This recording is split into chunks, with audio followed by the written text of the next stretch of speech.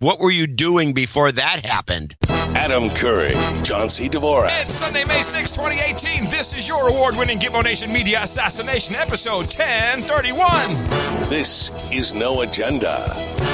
Following fur babies from coast to coast and broadcasting live from the capital of the Drone Star State here in downtown Austin, Tejas, in the Cludio. In the morning, everybody. I'm Adam Curry. And from northern Silicon Valley, where I can see the Salesforce building high above everything else, I'm John C. Dvorak. It's Crackpot and Buzzkill in the morning. Is it with the pretty lights once again today, the Salesforce building? They don't light it up during the day. Oh. I heard they had really pretty lights the other day. Yeah, they have pretty lights, and they're going to show movies, apparently. What? Movies on the building? Well, they're going to do a light show. At the top of the building, there's this last 10 stories, I think, or this kind of a structure that is... yeah, it's like a pyramid. Illuminati. It's not like a pyramid. It's like a big... It's like, I don't know how to describe it. It's a pyramid. It's an Illuminati cap. What's a cap? Yeah. And so this cap is apparently see-through, and they're going to show light shows, and it's going to be a big distraction for airplanes. Yeah, sure. No more than that thing in Vegas when you fly over it. The Luxor. Oh, the beam? The Luxor. It reaches to the moon. Every Southwest pilot will tell you. You can see that beam from the moon. Maybe you can. I was thinking, as we didn't talk about this bombing that took place in Kabul, in Afghanistan. Right. A couple days ago, and now the news is coming out, or maybe the news was out. I didn't see it because, I'm sorry, we have no news. No, there's too much Stormy Daniels stuff. Stormy breaking. But like 9 journalists were killed. Did you hear what happened? The first suicide bomber in this, of course, it's always a marketplace, whatever street he's in. He blows himself up. The whole town is marketplace. It's all marketplace. And then, everyone's rushing to help. You got the fire department, rescue workers, and the journalists. And then a second suicide bomber, dressed like a journalist with credentials, and I think he had a notepad. He blows himself up in the midst of the reporters. And I was thinking, this was the week I was supposed to be in Afghanistan. Now, I don't know if I would have been at some event somewhere, covering explosions, but... Seems unlikely. But it doesn't seem like it's not a good feeling that I could have been there. Yeah, it's not. And of course, you feel bad for everybody. But damn. I was counting my lucky stars. Maybe they thought that you were going to be there. Oh, yeah. Okay. No, I don't think so. Oh. Wait, well, we might as well talk about Stormy. Since stormy weather. Well, she finally admitted it. I was so happy. What? She admitted it. Admitted what? Oh, what this is all about. Did you? About the midterms is what everything's about. Well, yeah, of course, but does she not have a defamation lawsuit against Trump? What is the nature of her lawsuit? I'm gonna hate to say this. But I have not followed it, and I don't really care. All right. Well, the only reason I ask is... Now your beat. Oh, please. All right. Sorry. Okay, I got some. The Cold Open, as they call it, on SNL, Saturday Night Live, which was a pretty good show with Childish Gambino. I like him. Donald Glover, I think his name. Is that the guy who was singing the Calypso song in the middle of the thing?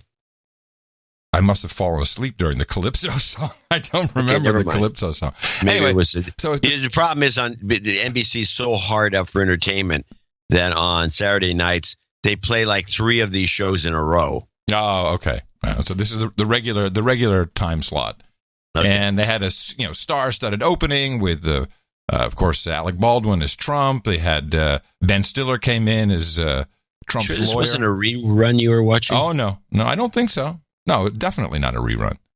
And so then they're talking to the president about Stormy. What are we going to do? And then Ben Stiller decides to call Stormy, played by Stormy herself.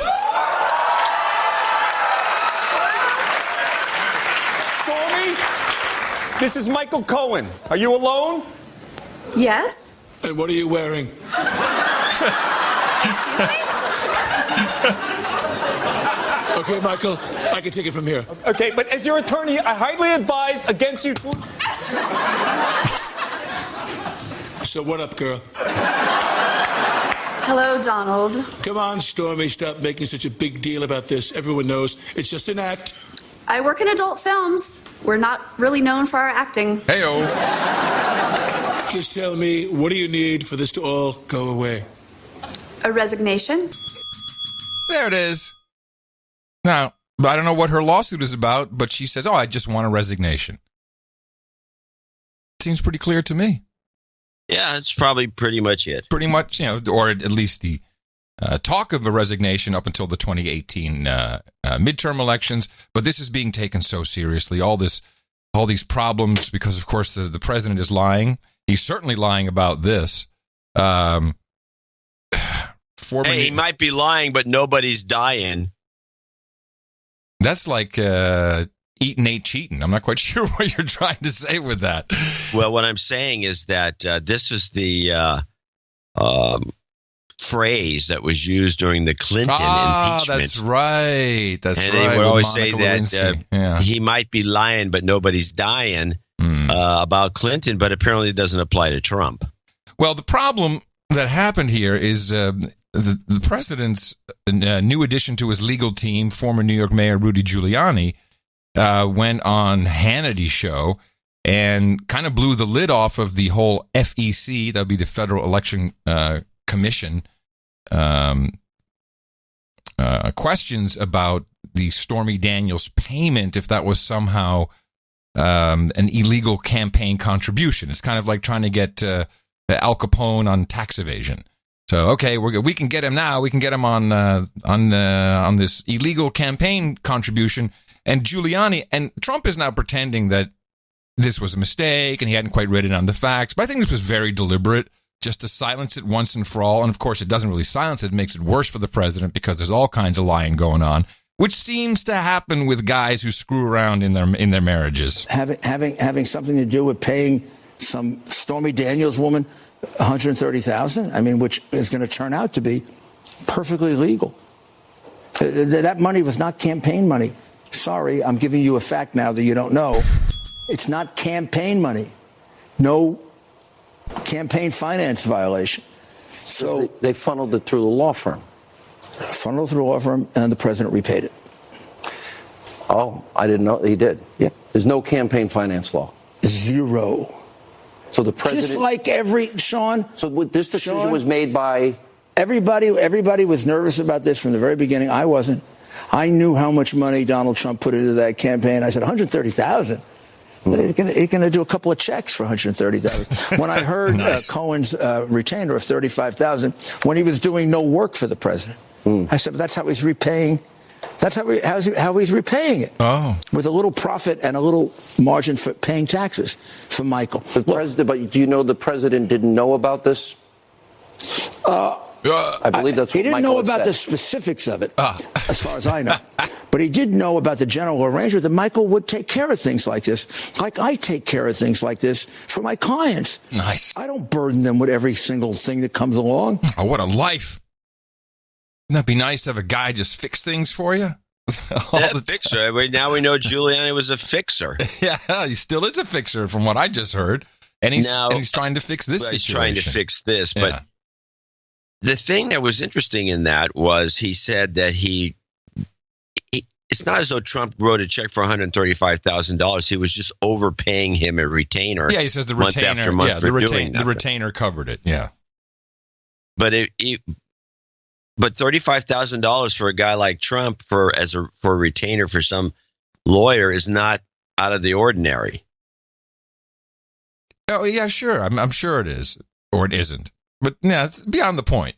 He's caught in a lie. No, I think it is kind of the point because I think there's a difference between overpaying some guy a retainer or giving him a check for $135 to cover Stormy Daniels, whatever that was.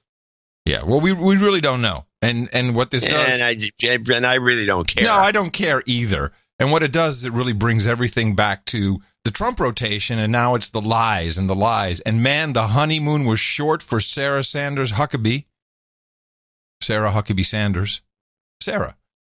But after she was excoriated by Michelle Wolf during the White House Correspondents' Dinner, everyone had sympathy, and man, poor Sarah, that she was so brave, and she took it like a real true woman. Well, that didn't last very long. Now, as far as everyone's concerned, it's completely over with her. There's nothing left. She has lost all credibility. Sarah Sanders said today, and I'm quoting here, "I would always advise against giving false information." And yet there's the question, David, of how can we trust anything we're hearing when this president has such a blatant disregard for the truth? Well, and of course, if the president does, then that affects the people who speak on his behalf. Circle May 3rd on your calendar, because this is the day that we will look back on in this briefing where Sarah Sanders made it so painfully clear that she has lost credibility with the American people, with the reporters in that room. She completely would sidestep and say that she could only give the best information she has. She was acknowledging to Jim Acosta's questioning that she came out and provided incorrect information. Well, when the spokesperson for the President of the United States of America comes to that podium and provides incorrect, false, bad information, they have no credibility to continue with that job. I'm not suggesting she's on her way out. I'm sure Sarah Sanders will stay there because she's pleasing an audience of one. But she has acknowledged that she can only go out there with information the best available. If the best available... My God, this is a revelation. John, have you ever heard of such craziness? That the White House She's lost credibility with the American public. I don't think half the American public knows who she is. We've been following these different guys that have been running this. They all lie. That's their job. Lie. That's their job. And eventually they get pushed out. That's what happened with the other guys. And this guy is staying on, but they're on the war path for her. Yes, we have April Ryan, social justice warrior extraordinaire of the White House press corps. Here she is grilling Sarah, and pay attention to the words she uses. So, Sarah, at this point, can you tell us definitively if the president plans to answer any questions from Bob Mueller, and if not, what is now in place here at the White House to go through that process of a subpoena, a possible indictment, a possible grand jury? Again, those are all questions you would need to refer to the outside counsel. Okay, well, now going to Rudy Giuliani. Did Rudy Giuliani do harm to the president today and last night in his conversations to Fox? I don't believe so. And are you, sorry, I'm going to take the last question like I promised to do. Why didn't he talk to the White House press office about his impacting stellar statements about what was happening? The White House press office wouldn't coordinate with the president's outside legal team on legal strategy. You said yourself you were blindsided. I actually didn't use that term. Well, I said it, but you were blindsided from what you said. Well, I like how there's a little chuckling there when she says, you were blindsided by this. She says, I didn't actually say that. She says, well, I'm saying it.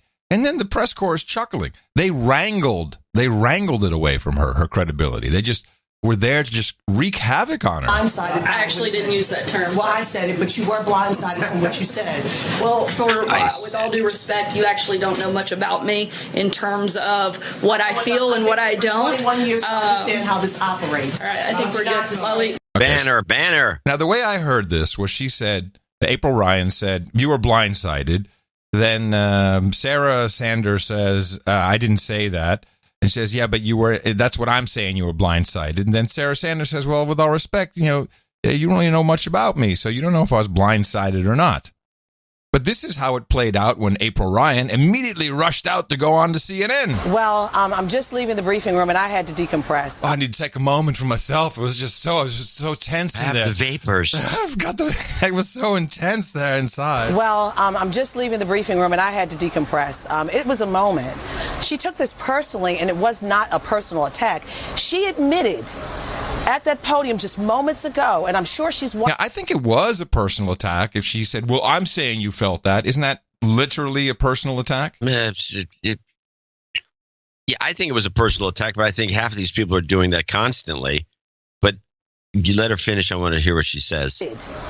At that podium just moments ago, and I'm sure she's watching in her office. Hi, Sarah. Doubt it. She literally said... You talked over it. She said she actually did a shout out. In her office. Hi, Sarah. She literally said at that podium that she heard Rudy Giuliani while we heard it. She was watching. She found out information while she was watching Fox last night. So she was blindsided. This was not a personal attack on her. And for her to say something like, you don't know me, that was very street. What? Okay. Street? Yeah. So this is a racial thing, which makes it that much better. It's coming from April Ryan. Sarah Sanders clearly said, with all due respect, you don't know who I am. You don't know anything about me. April Ryan took it to, this is a black girl's fighting language, which is, you don't watch Real Housewives. It's not even black. It's Real Housewives of fill in the blank. You don't know me. It's low rent stuff. Yeah, you don't know me. You don't know me. Oh, yeah, you don't know me. Yeah, it's low rent stuff. But here's what I don't get. The Bush administration, I think the Clinton administration to a lesser extent, and most of these guys, the Reagans for sure, they just ban these people. They don't let them into the briefing anymore. I don't understand why this woman, April, is in it all. She shouldn't be in there. They just pull her credentials. Yeah. If she's going to pull this crap, she's going to go do a kind of an ambush and then make all these accusations and then go on the air immediately to kind of mock her. Pull her credentials. What does it take to do that? And I think they will do that, but they'll wait a little bit because that would, I don't think so. That would, the Trump rotation right now is he lies. We went from Stormy, now it's back to he lies, and that would pull it too quickly. Nobody dies. He lies. He's filled with lies. That's on our list. It's in the rotation. No one dies. Yes. And from there, we can't just immediately go to, you're blocking, First Amendment, censorship, because that's what it will be. But here's the interesting thing, just regarding this one particular. Sending a message is not the same. It's not the First Amendment. She can still do her reporting. She just can't come into that room. You're arguing with me about something that is not to be argued. This is what the mainstream media will do. You know that. Well, they can do all they want, but there's a counter argument to all of it. Of course there is. Here's the best counter argument to this whole Stormy Daniels affair. The Federal Election Commission sued the Obama administration as during the 2008 presidential campaign, the campaign Obama for America, fraudulently accepted over $1.2 million in campaign funds. They were fined for that, $375,000, and everyone went on their merry way. There's a just monetary difference between, what is it, $130,000 if it were truly a campaign finance issue. But these things are not really impeachable offenses, it appears to me, looking at history, or you can't go to jail. Okay, well, we messed up. We didn't do it right. The Obama administration had 60 days to fix this. They didn't, and they got a fine. And I didn't even know what happened. I don't remember any reporting on it. There was none. There was no reason for it. No, exactly. Because it wasn't a Republican. But when you hear like the Morning Joes, man, they had a meltdown. What's the guy's name? What's his name? I love this guy. You're gonna go nuts listening to this stuff. No, this is it's okay. It's okay. It's my MSNBC is my beat. This is Barnacle. Yeah, what's his name? Joe Barnacle, I think. Here's his take. Here's his take on all of this. Mika, we understandably talk about this every day, multiple times a day, because there's just a literal tsunami, a fire hydrant of false information. Fire hydrant coming from this White House every day.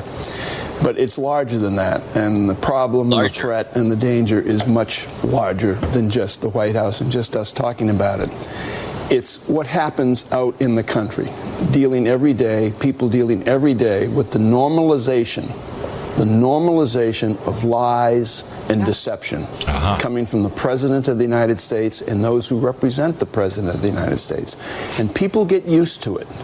And people slowly turn off what they hear. And it doesn't impact people. And what's fun about this is you could easily apply... Mike Barnacle. Oh, Mike, yeah. You could easily apply this to the M5M. It's, people hear lies, they slowly tune out, yes. They end up not really caring about the fact that the President of the United States is a liar and that people who represent him lie on a daily basis. This is how democracies die, slowly, right in front of us. That's right. How come we're not... Let's bring in Arnold Toynbee and ask him about it. Who is that? is a great, famous historian that documented the rise and fall of civilization. Every single day, deception and lies become normal. Mike, I'll take it one step. It's worse than normal. It's becoming elevated. If Donald Trump continues to stay in office and succeed, and if Donald Trump wins the Nobel Peace Prize, not only will we normalize lying, we are celebrating and saying, that's the way to the top. Ooh, don't give it away. Don't give away the big secret. So they're trying to get. So they're doing some I guess preliminary discussions. They're trying to build a base so when he gets the Nobel Peace Prize, which he will inevitably get if the North Korea-South Korea thing is resolved. Right. In fact, I think he's halfway there already with this peace agreement, ending the war that's been going on technically since the 50s or the 40s. I guess the 50s.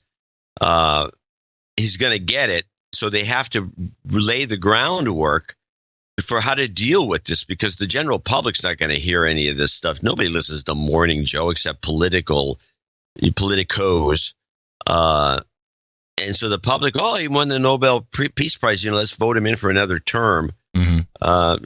They don't know what to do about it. They're beside themselves. And it's just, I don't really.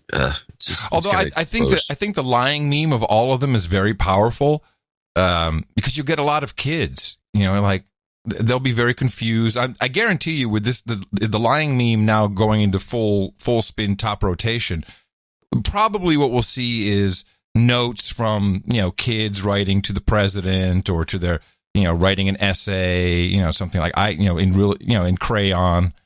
I don't understand why, Mr. President, why you lie. I mean, something like that. My mommy tells me lying is bad. Watch, that's coming.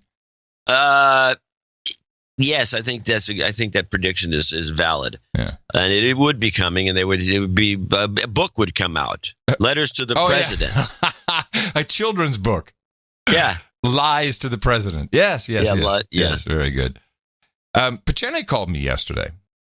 Oh, okay. Our PsyOp master, Dr. Steve Pachene. Yeah, and you're his current one of his outlets. Your target. He's PsyOping me, of course. There's nothing. Luckily, we have kind of a meta approach to these things. Yes, we do have some. We will now have a report. Yeah, well, we talked about a number of things, but the main thing I was interested in, of course, was Iran. I said, what are we doing? Are we going for regime change? Actually, I think, wasn't it? Yes, I think it was Rudy who even said this. I have been in support of regime change for, Ali Reza, I don't know how long. 10 years. I continue to be. I think it's the only way to peace in the Middle East. It's more important than an Israeli-Palestinian deal. I think one could happen if you didn't have. Iran used to be an ally of not only the United States, but of Israel. That could happen again. You're seeing Egypt becoming an ally of Saudi Arabia and Israel, Saudi Arabia, Emirates, Qatar. This could really spread. So, wait, stop. I love this idea. Giuliani is a master anyway, but it could really this spread. Idea of rewriting history and saying that Iran was an ally. Yeah. When they were run by the Shah, who was put in place by the CIA. Yes, they were an ally. Yeah. It's hardly really an ally, but okay. He's a fixer. This is what he does. He goes out and fixes history. If it's no good, we just fix that history. Yeah. So I say, is that what we're going to do? And Pachene launches into this tirade. He said, no, we can't do regime change. He says, we don't have a single person in intelligence who speaks Farsi. We don't have, there's no military who can even point to Tehran on the map. He says, we have absolutely no good. We can't do it. He says, we're also not going to do it. So what are you talking about? He says, this is the same. He said, he was like frustrated with me. This is the same. Don't you see what happened with North Korea, he says? I said, yeah. He said, well, if that deal goes through, then what Trump is doing is just his art of the deal, making a big fist, like, we're going to take you over, regime change, we're going to kill y'all, we're going to bomb you. He says he doesn't want that. Boeing is in there. We've got all kinds of American companies. All he wants is cooperation. They're probably not even going to, kill the deal. It's just a renegotiation, according to Pachene. I said, well, look at what Netanyahu is doing with his library and all this stuff. They have says, He says, Israel is one of the few countries that actually does throw their leaders in jail. You can't say that for the United States. I said, no, I guess not. He says, Bibi Netanyahu is going to jail, and he's doing anything he can, taking any opportunity to cover up the problems he's having domestically. And so he's yelling as loudly as possible and making everyone afraid of a pending war with Iran so that he can delay whatever is going on with him going to jail, I think for some significant corruption, like $100 million or something. Well, that wouldn't surprise me. Yeah. And Netanyahu is acting a little squirrely. A little. And so I kind of like that theory. Like, okay, that makes sense. Yeah. Just more, well, I did check. We do have Boeing in there. Oh, no, Boeing is there. They sell jets to their airline operation. Yeah, sure. They're doing all kinds of stuff there. Yeah. So, Boeing doesn't want anything bad to happen. But as we get near, and then apparently Kerry, according to some reports, mostly on Fox. Yeah, he's still negotiating. What is the point? Why is he even? Does he want to pop up all of a sudden and say, "I've done it, I've saved the day"? I have no idea. It's a violation of the Logan Act, but nobody's making a fuss. I have no idea what he's up to. What is the Logan Act again? Because the president was accused of this. The Logan Act is that you, as a private citizen, cannot represent the United States government in foreign affairs. Huh. Well, he doesn't represent the United States government, so he's acting as a representative of the government. Okay, so if you pretend, that's how it works. If you pretend, then you're violating the Logan Act. There must be some technicalities to it. Oh, I haven't read the act. It's an old act. It's archaic. Yeah, and no one's ever been charged with anything. And I think a lot of ex-presidents have done stuff that would be a violation. But they either got to get rid of the act, repeal it, or charge someone.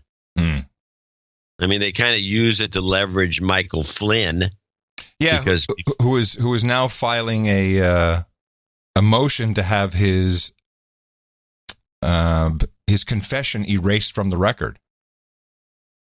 Huh. And I think it will be, based on what we saw happen. Well, Manafort is also working on within the system to get his stuff dropped. There's a good report I have here. This is the Manafort update. It's worth listening to. Okay. Former Trump campaign chairman Paul Manafort arriving in federal court today to try to get this one case thrown out. Inside the courtroom, Judge T.S. Ellis asking what the special counsel's indictment of Manafort for alleged financial crimes has to do with Mueller's primary mission, investigating whether Trump associates colluded with the Russians. Trump's prosecution or impeachment. Ellis told prosecutors, that's what you're really after. Ellis, a Reagan appointee, said Robert Mueller's indictment of Manafort is really intended to get Manafort to, quote, sing or become a cooperating witness. The government arguing the special counsel's mandate includes looking at Manafort's financial work overseas. Several hours later on stage, the president gave his verdict, praising that judge. Judge T.S. Ellis, who is really something very special, I hear from many standpoints. The president even quoting directly from the judge's remarks in court. How does this have anything to do with the campaign, the judge asked. Let me tell you, folks, we're all fighting battles, but I love fighting these battles. It's really a disgrace. What's happening to our country is a disgrace. And Pierre Thomas with us live tonight as well. And Pierre, the judge did not rule today on whether Manafort's case will move forward. And despite what he said in court there, judges often do this. They don't let you know. It could still go either way. That's right, David. Sources tell us Judge Ellis is often colorful and combative in court, but they say his challenges are not always a sign of how he ultimately rules, David. All right, Pierre Thomas with us tonight as well. Pierre, thank you. We do have breaking news. All right. So the way I understand this is they were at the federal judge, and I don't even know what they wanted, but for some reason the judge said, show me the unredacted memo, and then it turns out that those guys were actually lying. The FBI. Yeah. And so now what? It doesn't really matter. as long as the pot's being stirred and it's bubbling and there's lots of news and you can target it, we can get to the midterms. We only have 6-7 months to go. And then they can vote in a bunch of Democrats and put Nancy Pelosi back in as Speaker of the House, which if you listen to the new podcast. Oh, I knew it. I knew you would clip. I haven't heard it yet, but I'm very excited as the pod father to have the birth of the Barbara Boxer podcast I'm just tinkling. Yeah. So she's done 6 of these things, and every one of them. And by the way, they're very poorly produced because it's done by Podcast One. Oh, this is the Westwood one. I thought those guys were pros. Well, they got the. If you look at the waveforms, and you can see that it's not compressed. So they have only you, John. Only you were like, let me take a look at this waveform. Let me see what's going on with this podcast. I was going to adjust it so it would be better, but then I said, why should I be fixing this mess? It's like the guy here. It goes like this. Why don't you? I'm going to ask you. You be the guy. You be the guy I'm interviewing. Okay. So yell into the mic when you ask a question. So what have you done recently? Well, I've been around Austin doing a couple of different things. Well, that's good to know because there's a lot of things I want to talk to you about. Oh, okay. What do you want to know? So you have this boxer, and she apparently just slowly drifts away from the mic. So pretty soon she's way. She's like back here. Yeah, so she's back here. It's terrible, but they do have. So she brings on the guy in episode 6, which is definitely worth listening to for this guy alone. This character who has put up a website. It turns out she brings it up in later conversation, but they're going to prove on this podcast that Trump ticks off all 9 features of having a narcissistic, horrible narcissistic personality. Oh, he broke the Goldwater rule. Dangerous. Dangerous. He needs to be taken out. He needs to be detained. He needs to be picked up.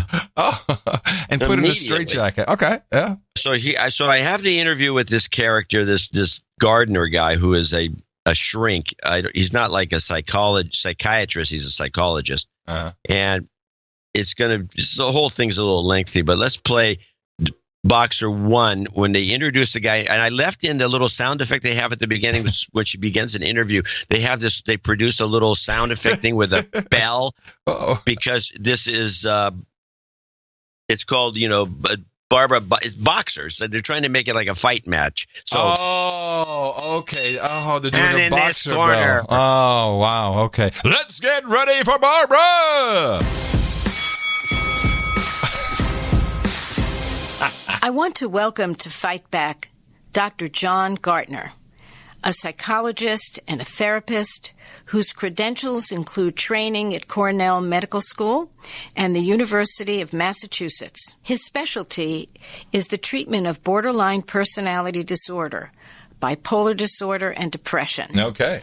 He's done something very unusual. He has collected 41,000 signatures of mental health professionals saying that Donald Trump is psychologically incapable of competently discharging his duties as president. This is the same group that we talked about before when they had 30,000 signatures, I think? Well, as this progresses, you discover that what we're talking about here is not some letter that 30,000, 40,000. It's a form on his website? Yeah. CGI scripts? Nice. And requesting that Donald Trump be removed from office according to Article 3 of the 25th Amendment. Dr. Gardner, welcome. And I have a very good question to start this off. I love interviewers who say, I have a good question for you. You're not on any old show. You're on the Barbara Boxer Fight Back podcast, baby. I got a good question. Or unless it came from someone else. The problem is she interjects herself throughout the podcast. Well, she's a in politician. a very annoying, and talk about an egomaniac, in a very annoying and egomaniacal style. At the beginning of the podcast is mostly the first half of the podcast is her kibitzing with her daughter. And they're going back and forth. Well, you're such a wonderful daughter. Yes. Well, you're the best mom ever. Somebody said that I'm such a good daughter because of you, Mom. They said because I was raised right by a great mom. I'd say you're the greatest mom I've ever can imagine ever having. You got to bring that. Thank you. Thank you for saying that but you're just a natural. You're such a wonderful daughter. I've never I can't imagine having a better daughter. Well, I can't imagine having a better mom. And you know what, Mom? And that goes on for 20 minutes. And you have the best questions, Mom. As president, and requesting that Donald Trump be removed from office according to Article 3 of the 25th Amendment. Dr. Gartner, welcome.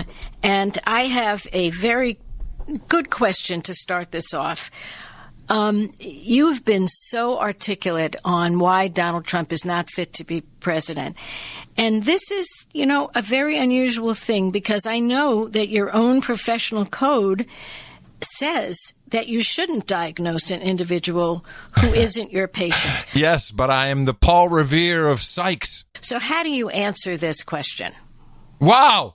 What a good question. Well, there's really two answers. One is that rule, the Goldwater rule, and I'll tell you a little bit about the history of it in a moment, is really anachronistic given our current diagnostic system. And secondly, in our ethical code, the duty to warn people who might be at risk or in danger really supersedes any other ethical consideration, and it makes sense. It really is the idea that life itself is more important than any other rule. And in the case of the duty to warn, it was actually born out of therapists maintaining confidentiality, but not warning someone who might be a potential victim of violence. And so that is the premier ethical responsibility that we have, more than to any of these other things in our code. But more specifically about the Goldwater rule, the history of it was that Barry Goldwater was running for president in 1964, and Fact magazine, which doesn't exist anymore, wrote an article about him being mentally unsound. And they took a poll of psychiatrists that they used as their support. And then when Goldwater lost the election, he sued the magazine and won for libel. And in fact, it's worth mentioning that he had a point because he was not mentally unstable. He was conservative, but he wasn't mentally unstable. I like that. You caught that. Very good. He was conservative, but he wasn't completely nuts. I like that. That's a good dig. You can use that for almost anything. It was a gem. Yeah, that is a nice one. And I was actually going to say, did he turn out to be unstable? No. Well, what was wrong with all those people? Or was it just one group, just one magazine that did that? To me, it sounded back in the day like it was a lot of psychiatrists. There was a lot of psychiatrists, psychologists mostly. The rapists. I mean, but therapists. They had, there's a couple of things that came out of this. One is this ethical need to think on your clients if there's a danger involved, which I didn't know. I thought it was they still try to promote the idea that it's like an attorney. You have this privilege, patient privilege. But apparently, if you say, I really feel like killing a bunch of people, is there any pill? Can you give me a pill or something? And he goes and tells the cops. Yeah. I didn't know that was the case. I think they try to cover that up. What do you mean? Cover what up? I think they try to cover that reality up because they don't want to pay, these nutballs that come in as patients paying $150 an hour to know that if they say one thing that's a little sketchy, that your shrink is going to walk right to the cops. Well, by the same token, that's exactly what's being called for and being done, like the school shooting in Florida. The kid was analyzed. They called the feds and said, this kid's no good. So it happens all the time. I mean, it happens all the time. Yeah, I'm not against that, but I guess I'm not against it either, but not if you're trying to convince the public. This seems to me to be But we're going to die. We're in imminent danger if he remains president. Don't you see that? I just find it's just distressing. It's very distressing. It's as though it's like like we're in a police state already. We're in a surveillance state already. and now you go to a shrink or you go to a priest. Yeah. The guy got busted recently for going to a priest. Yeah. And, I mean, you can't, what are you supposed to do here? So anyway, take a walk, take a walk, shake it off. Yeah, I don't know. Take a walk, walk it off, walk it off. Come on, man, what's wrong? All right, what's your second clip? Is that more on that clip? No, that was it. Okay, The second one is really incorporates what I consider to be the giveaway and something we always have to consider. And I find it kind of disgusting. But since that case, we've actually adopted a whole new diagnostic system. It's the Diagnostic and Statistical Manual that we use today. And the whole raison d'etre of adopting the DSM was that it should be based on clear, observable behavioral criteria. So when Goldwater, when the psychiatrists were making comments about Goldwater, they were saying, he'd been scarred by his potty training, or he had an unresolved Oedipus complex, or he was a latent homosexual, very obscure and possibly wrong theoretical constructs. Possibly wrong. Wait, he's a latent homosexual. That's possibly wrong. It's not like I didn't call this, not like I didn't say that they were going to come up with Trump as a homo. I told you that was on deck. Here it is. The seed is planted. You might be right, but I'm still not putting it on the list. Okay. What else did he say? Be based on clear, observable behavioral criteria. So when Goldwater, when the psychiatrists were making comments about Goldwater, they were saying, he'd been scarred by his potty training, or he had an unresolved Oedipus complex, or he was a latent homosexual, very obscure and possibly wrong theoretical constructs that you couldn't know anything about. Theoretical wrong constructs. Whether they apply to Goldwater, you had to actually talk to him in therapy. But now, with the criteria that we have now, the whole point was that we should be able to observe someone's behavior or talk to someone who's observed their behavior.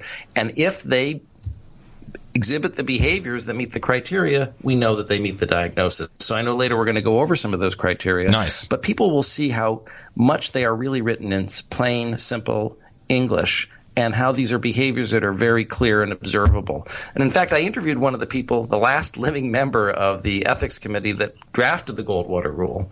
And he told me, first of all, it was never meant to be a rule. It was meant to be a principle, something you should keep in mind, not something that should be a blanket gag order under all circumstances.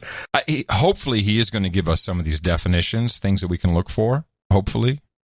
Yeah, actually, they go through the 9. I only isolated a few of them that were the funniest because. All right, good. No, at least there's some in there. Good. But secondly, he said if they'd had the DSM in those days, they wouldn't have even passed the Goldwater rule because his concern was that people were basically making diagnostic formulations without adequate evidence. And what does the DSM stand for, Doctor? What does DSM stand for? Statistical Manual. It's a Diagnostic and Statistical Manual. Okay, so I want to get to that, but I think you've made a really important point, and excuse the way I present this, but you're saying the duty to warn people trumps the Goldwater rule. Yes.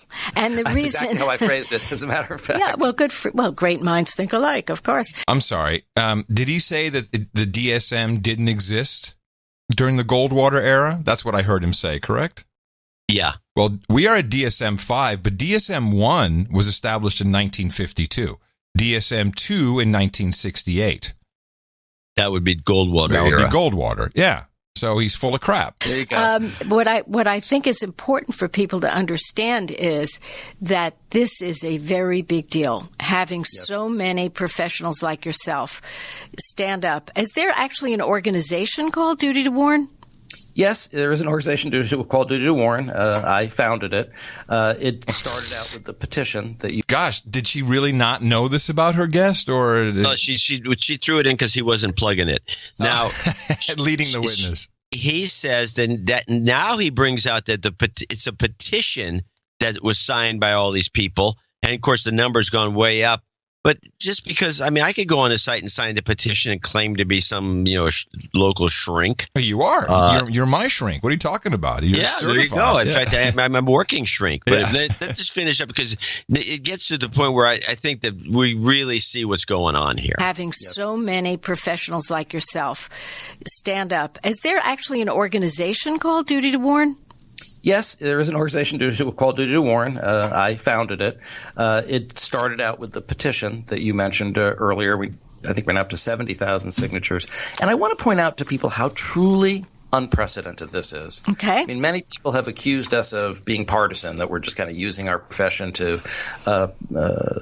diss a candidate or a president that we don't like. Diss? It's never. I'm sorry, is that a professional term? Diss? We just don't want to diss him. Happened before. Oh, everybody! If you're a Democrat, that's very cool to say. To people, how truly unprecedented this is. Okay. Many people have accused us of being partisan, that we're just kind of using our profession to diss a candidate or a president that we don't like. it's never happened before in the history of our profession that a large group of professionals have banded together to say that a leader is dangerous or unfit. I mean, I'm a lifelong Democrat. Okay. That's it. I'm a lifelong Democrat. Why does he say that? To show his color. This is my stripes. This is a little virtue signaling. Yeah, it's my stripes. It seems to me that if you're trying to be objective, that's the last thing you'd want to admit, especially lifelong. I mean, most people I know who are kind of free thinkers have gone through different. I'm a Democrat, but then I'm a Republican, then I'm an independent, then I'm a libertarian. I mean, they're adjusting their views as they mature.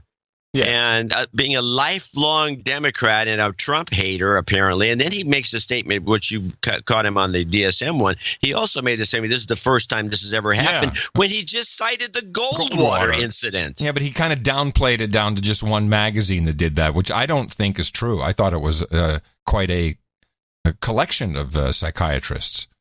It was. And so of course he downplayed it. So this is nonsense. So they decide to go into this. DSM-5. It's beyond nonsense. What gets me, it's just another bashing exercise by a lifelong Democrat. Number 5 is sense of entitlement. No, hold on. So let me set this up.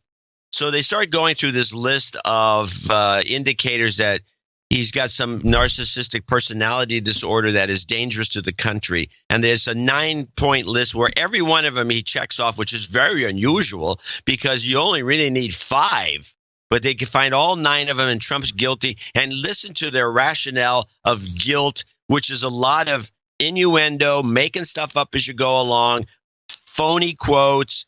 It just annoys me to no end to listen to this. I mean, listen to their lies. It's just okay. Play. 5 please. is sense of entitlement. Oh, sense of entitlement. Isn't that the entire millennial generation? Yeah. Well, I think he was born with $1 million, and he thinks he's a self-made man. Yes, it's true. Yes. He does feel entitled to do whatever he wants and get away with it. Yeah. Remember when he said, when I see a beautiful woman, I can't help myself. I grab her by her blah, blah, blah. I mean, who...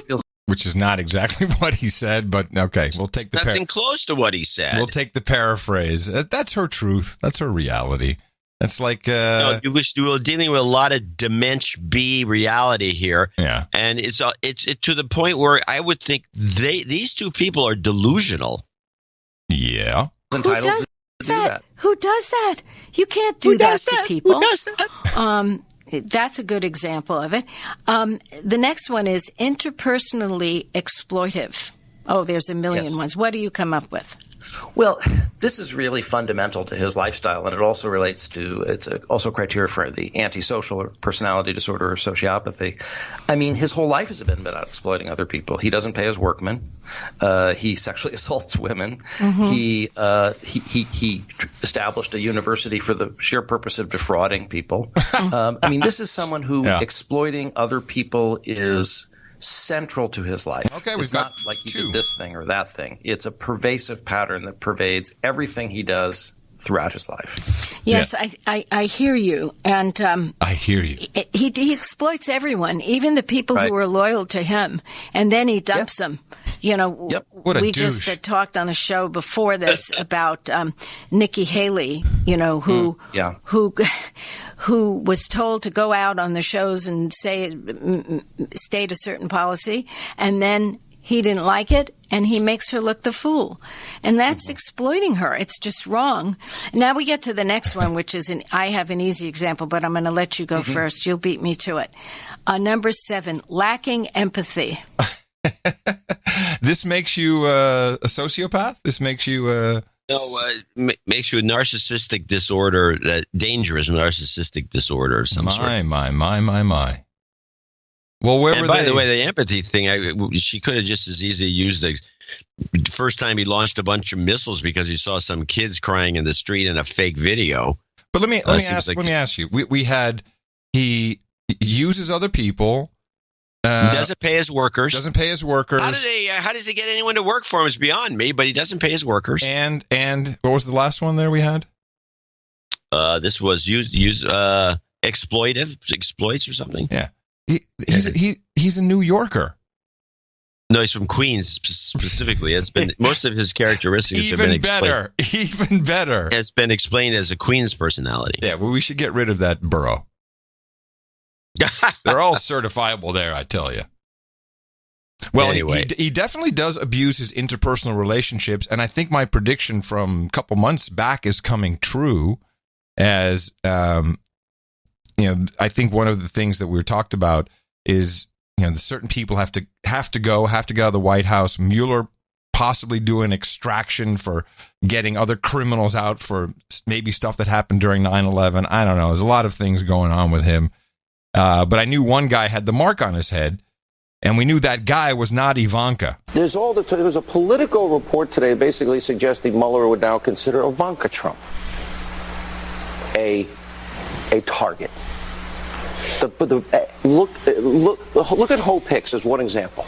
Yes, she's very loyal to Donald Trump, but I think the president would say this. She could stand up to him when she had to. What they did to her is outrageous, absolutely outrageous. Ivanka Trump, I think I would get on my Charger and go right into their offices with a lance if they go after Ivanka. At this point, sir, I honestly agree with you. I fear for the country. Let me go through. Now, if they do Ivanka, which I doubt they will, the whole country will turn on them. They're going after his daughter. What about his son-in-law? They talked about him. I guess Jared is a fine man. You know that. But men are, disposable. But a fine woman like Ivanka, come on. Jared is now officially disposable. Bye-bye. Yeah, he's gone.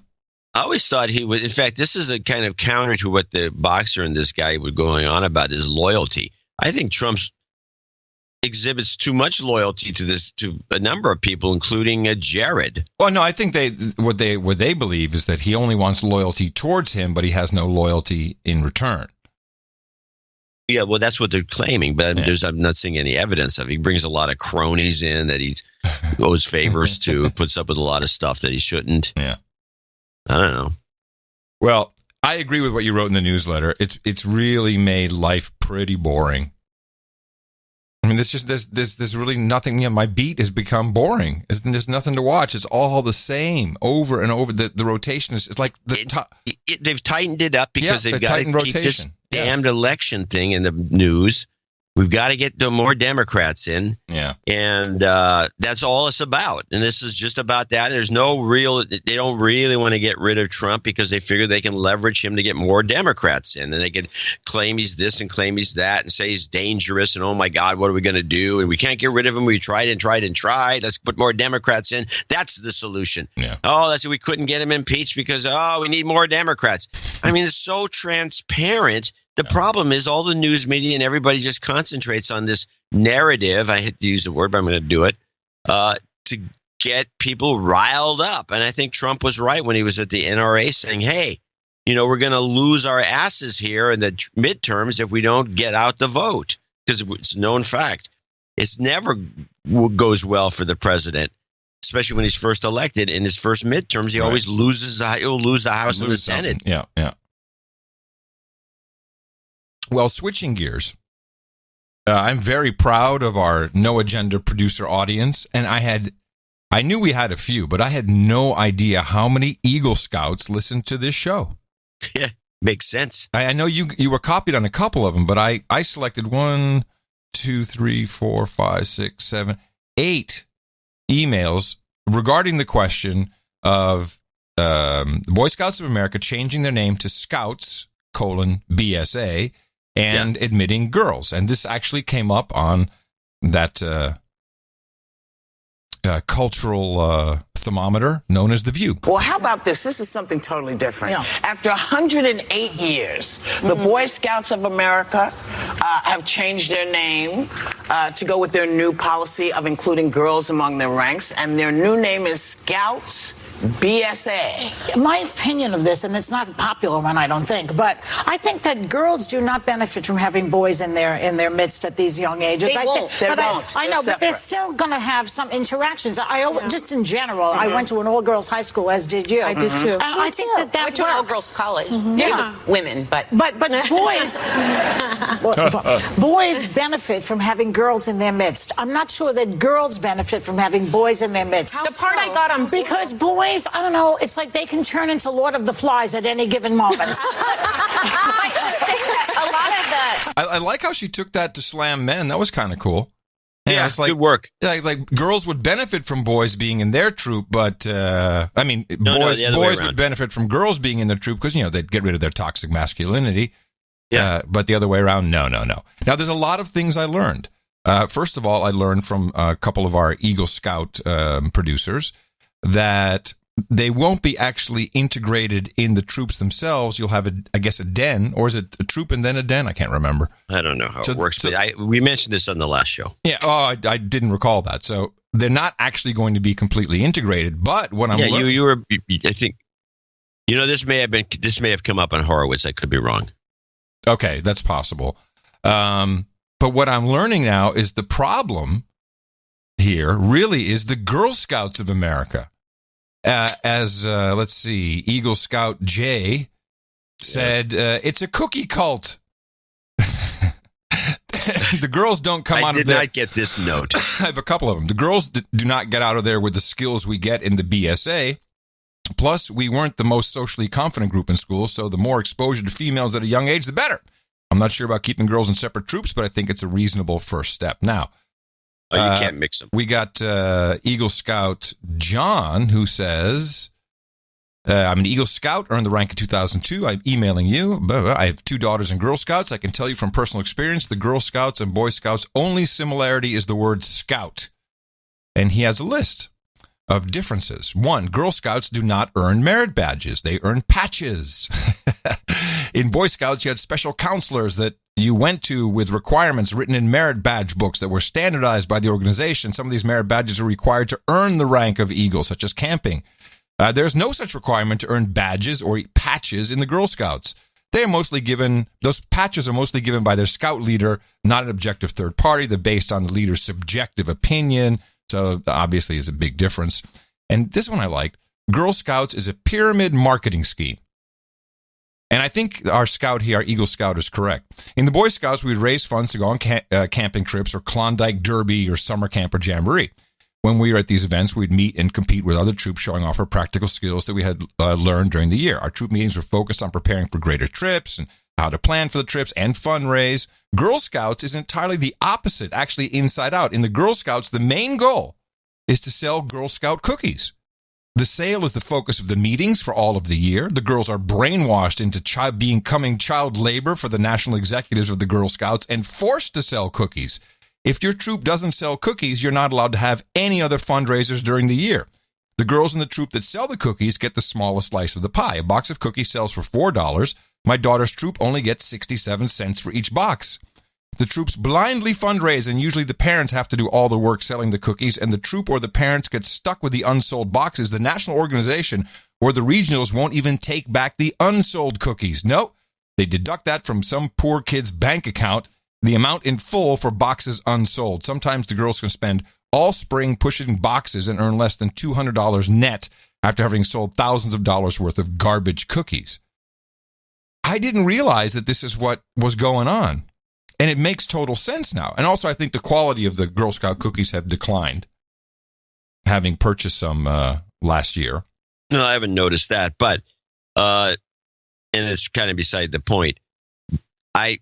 When I saw the report that was done on the local news, and it was girls, a lot of Asian girls, by the way, wanted to join the Boy Scouts. That's what they were bitching about. The Girl Scouts don't have anything going on. They don't do anything. Huh. And the Boy Scouts are doing stuff. They're, in fact, as I recall, when I was a Boy Scout, there was all these things, like a knot tying thing. You had to be able to do these knots in front of a bunch of people. And there's all these different required archery. There's a whole bunch of merit badges you can get. And and it was like a real test. It wasn't like somebody, I like the cut of your jib. Here's a free award. Your jib. Your jib. Yeah, cut of your jib. It's like there's like night and day apparently between the two scouting. And one of the guys who wrote in, you probably have that note. He says the Girl Scouts are really freaked out by this because they're in trouble. Yeah, they got a real problem with money. Let me go down the list here. Here's an Eagle Scout that doesn't like the integration. That's Ben in Texas, I think. I was encouraged when I heard your take on the happenings within the Boy Scouts. I was in the program from age 6 to 18 when I received my Eagle Scout. I'm currently 19, so I was able to see the earliest onset of such policies. No one in Boy Scouts wants this change, according to our Eagle Scout here. Not the leader nor the guys in it. We are all beyond pissed. I'm strongly considering writing up a letter and sending it to my actual Eagle Scout medal and sending in my actual Eagle Scout medal to the national office in Irving, Texas. But then we have another Eagle Scout who's all in. I'm listening to the latest show. Y'all talking about Boy Scouts of America becoming gender integrated. I'm an Eagle Scout. I'm for it. They offer a great program that youngsters, male or female, can benefit from. When I was a scout, the sister of one of our scouts tagged along for most of our events and camping trips, and she fit right in. Her name was Butch. It wasn't always just kidding. It wasn't always a shame that she couldn't participate officially. It should be pointed out, he says, that the Sea Scouts, that's my division, and their parent organization, Scouting Nederland, have been gender integrated since 1973 or even earlier. I guess you were like 9 years old, so your Sea Scouts were probably part of Scouting Nederland. Yes, they were, while you were there. So listen, man, you were part of a gender-inclusive scouting organization, didn't even realize it. Well, okay, I have no problem with it. But I didn't know that. And then there's a religious angle from one of our, this is from John, he's also an Eagle Scout. No, he is an assistant scoutmaster and father of an Eagle and 2 Life Scouts. That's 1 rank below Eagle. Yeah. The difference, by the way, it does take a lot more work to get the Eagle. Yes. BSA has made a lot of good decisions, but handled the PR horribly because they need to appease 2 large constituencies: the LDS Church, the Mormons. Oh yeah, this is the good. I got this letter. Yeah. This is a great. Read the whole thing because it's a really outstanding note. They need to appease 2 large constituencies: the LDS Church, the Mormons, and the Christian right. The LDS makes up around 20% of Boy Scout membership. It's basically part of their religion. If your family is an active LDS Church member and you have boys, when they turn 13, they become Boy Scouts. That's it. 97% of Utah's BSA troops are LDS sponsored.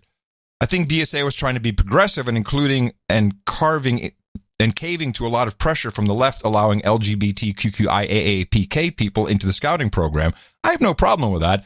I believe there's an equal place for them in scouting. I think BSA handled it sloppily. Enrollment has been a problem for the last 25 years. It's declined at an even faster pace than the whole gay leadership issue. Yes, I have a note about that as well. Then things got worse. The Mormons were silent when they let gay leaders into scouting. And he has a sick there, like gay, it's their term. When BSA let gay boys in, LDS announced they plan to start their own BSA-inspired program for their boys and leave the BSA around 2019 or 2020. Ruh-roh. How is the BSA going to replace all those Mormons? Well, girls. Now they decide to let in girls under the guise of righting a social wrong. The Girl Scouts are clinging to life in most of the country. John said in the last show that the girls wanted into BSA for the outdoors events. The Girl Scouts are closing and selling their camps all over the country because they believe girls want to focus more on indoor activities. Who knows? Maybe they want to teach them how to code. This is the way that was the best line, by the way. The way this is being set up is for a bust for everyone. The boys feel like their program is about to be overrun by girls. The girls are being put into a program where no thought is being given to trot out some girls and make one Eagle. Child abuse is what he says in parentheses. The Girl Scouts, a dying program, is being kicked further into irrelevance. The Boy Scouts look stupid again. I'm going to be overrun with militant Dementia B SJWs who want their girls to be first.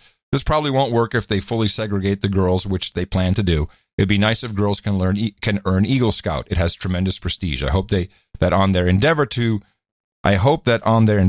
provide that experience for girls, they don't dilute and cheapen it in name of higher enrollment. And he's a humble $20.17 a month producer. And we had a couple more here that I wanted to share. Oh yeah, this was about. Oh, here it is. This is Stu, also an Eagle Scout. Man, I'm so proud of the Eagle Scouts we have listening. Also an associate executive producer. My son is currently a Boy Scout. My daughter intends to join next year. I'm going through assistant scoutmaster training. I'm delighted both my children had the opportunity to become Eagle Scouts. Becoming an Eagle Scout is kind of a big deal. I've always felt it was a shame that girls were excluded. Speaking to Adam's concern, the BSA has stated that Scout troops must be all boys or girls, though these troops could be linked, sharing the same committee in certain events. Hopefully this allies Adam's concern about girl-free self-gratification time. Where does it, where it explains? It doesn't quite explain how the troops in the dens work. This is from another one of our Eagle Scouts who got his Eagle Scout at 16 in 2006. Boy Scouts gave me lessons in outdoor skills, joy and companionship, moral framework. My brother's an Eagle Scout. The national success rate for Scouts who become Eagle Scouts is 2 to 4%. It's a very, very, very exclusive club. My troop ran about 20% success rate. Outstanding operation with fathers invested in their sons and their friends, with the mothers isolated to administration roles and no women while camping. As a growing young man, this was a glorious way to escape domestication and grow into maturity. I have 2 sons now. Neither will be in Scouts. They destroyed the operation 2 years ago when it became policy to accept openly homosexual men into leadership roles. Any study of child abuse points to a higher rate of offense among homosexual men than any other group. New policy under Tillerson, that's our former Secretary of State, is to bow down to the gay agenda to put the young boys at risk. This led to a mass exodus, particularly among religious-based hosts, evangelical, Mormon, and Roman Catholic, disbanding their troops. Somewhere between a third and half of the members walking away with new recruitment down as well. So then the BSA doubles down to increase numbers by bringing in girls. If a family stuck around with their sons, maybe they'll bring the sisters in to replace the losses. Wrong again. They broke an organization of over 100 years by removing the 2 pillars of the legged stool. Adherence to virtue, discarded. Focus of boys becoming men, discarded. The visible signs of this, such as service, camping, and the merit badges, are retained, but the soul is drained by the vampires of the progressive left. The change to the name is good. It's easier to identify in conversation with people when the husk ceased to be the imposter of the Boy Scouts of America. Oh, it's Scouts, not Boy Scouts. And then here, the final one is one of our producers who is also an Eagle Scout. And he says, I'm scrolling down here, one of the problems is an image problem. In today's world of social justice warriors, an organization like the Boy Scouts of America cannot be exclusive. They have to be inclusive. It started with openly gay scouts back in 2014. Up until that point, the organization had taken a stand based on their values and the values they wanted to instill into the boys as they grew into young men.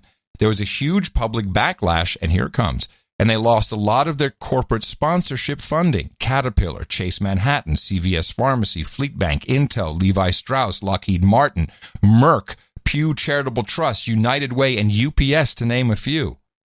See, this I never heard. So in 2014, they reversed their decision and decided to accept openly gay scouts. Then in 2015, they voted to allow openly gay adult leaders. In 2017, it was transgender boys. Now in 2018, it's girls. I and several other Eagle Scouts I know don't agree with these decisions. We obviously can't voice that opinion publicly without being labeled homophobic and misogynistic. But my opinion has nothing to do with either of those things. I love the gays. He puts in quotes for you, John, I presume. I love the gays. I love Boy Scouts who happen to be gay. And I have nothing against women or girls. Boy Scouts for me was a refuge. I was a teenager and the world was a crazy and confusing place even back then. Being a Boy Scout gave me a chance to interact with other boys my age without worrying about girls or popularity or any of the other things we dealt with at school and as teenagers, much less sexual orientation and gender identity that kids have to deal with today. Sure, when you first start out in the program, it's all about going camping and hiking and learning how to tie knots and set things on fire.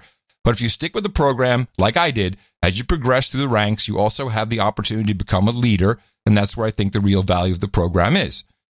Through being a Boy Scout, becoming an Eagle Scout, joining the Order of the Arrow, and earning the Vigil honor, I learned a lot about leadership and a lot about myself. Looking back, it played a huge role in making me the man that I am today. So it's on both sides of the argument. And these are all pretty much all Eagle Scouts. Yeah, when they have standing insofar as being able to voice their opinions, I think more than anybody. than anybody. Yeah. Yes, of course. So they have a mixed feelings. Depends, I think, a lot of it where they're from. You never mentioned that, and except for the Texas guy. Yeah, if it wasn't in there, then I it probably wasn't going to be in there. Yeah, it's interesting. I don't know what to tell you. Well, just thinking about it, I don't think it's a bad thing. I think only for the benefit of the girls who are getting screwed over by the Girl Scouts. It seems for sure. And they seem to be enthusiastic about the idea. And if you keep them separate, in terms of they're just a troop of girls, you don't have this, some of these issues that may crop up if they're intermixed as co-ed. Right. It's not co-ed. They're not talking about co-ed. Right. And so that, I think, makes a huge difference. I agree. And if that's the case, I don't think it's going to be a problem at all. I agree. I think that's exactly what was poorly explained. It's not that they're all camping together co-ed, but they have their own dens or troops or whatever it is, but they're all in the same organization. And I have no problem with that. Yeah. What I have a problem with is all these commercial companies. How are they sponsoring? Do they have banners everywhere? Do the kids have to use certain products? Do they learn banking? Apparently, they got strong armed by somebody who really knows how to, pull one of those stunts. Mm-hmm. The stunts that were pulled by Jesse Jackson and Al Sharpton, and you wouldn't want to protest out in front of your house, your building, would you? Maybe you should contribute to the cause a little bit. It won't hurt. Hey, no, I don't know, man. I'm a little concerned about the corporate sponsorship. That was a lot of names on that list. Yeah, and then it shows you that corporate sponsorships allows them to use their weight to push people around. Yeah, it works. So you're going to either do this or you're not going to get our money anymore. This is a problem we have with advertising in our space and commercialism all around. It's a horrible situation. That's right. That's what the social nets have brought you. You cannot say anything wrong or out of order, or they'll go after your advertisers, which is exactly what. Well, that's the social nets have little to do with this phenomenon. Oh, the social nets is where it takes place. This was going on way before any of these social nets came around. Yeah, but I think it's gotten a little more effective. I think it's just gotten a little more obvious. Well, there's that. But it's for good reason that we try to avoid these kinds of models, besides the complete lack of belief that it actually works, that you can monetize the network. And that's why I want to thank you for your courage. It's 8 in the morning to you, John C. USC stands for Cash Can't Buy Us, Dvorak. In the morning to you, Mr. Adam Curry. In the morning to all ships at sea, and the boots on the ground, and the feet in the air, and the subs in the water, and all the dames and knights out there. In the morning to everybody in the troll room, noagendastream.com. Good to see you guys there, handing off the ideas, the links, and the one-liners. It's highly appreciated. And also in the morning to Comic Strip Blogger, 2 shows in a row, I believe, that he brought us the artwork for the show. This was episode 1030, Phoneliness, and it was a long-forgotten emoticon. Plain, simple, there it was. The boobs emoticon, old-school emoji. There was almost just no other choice. And it looks really good.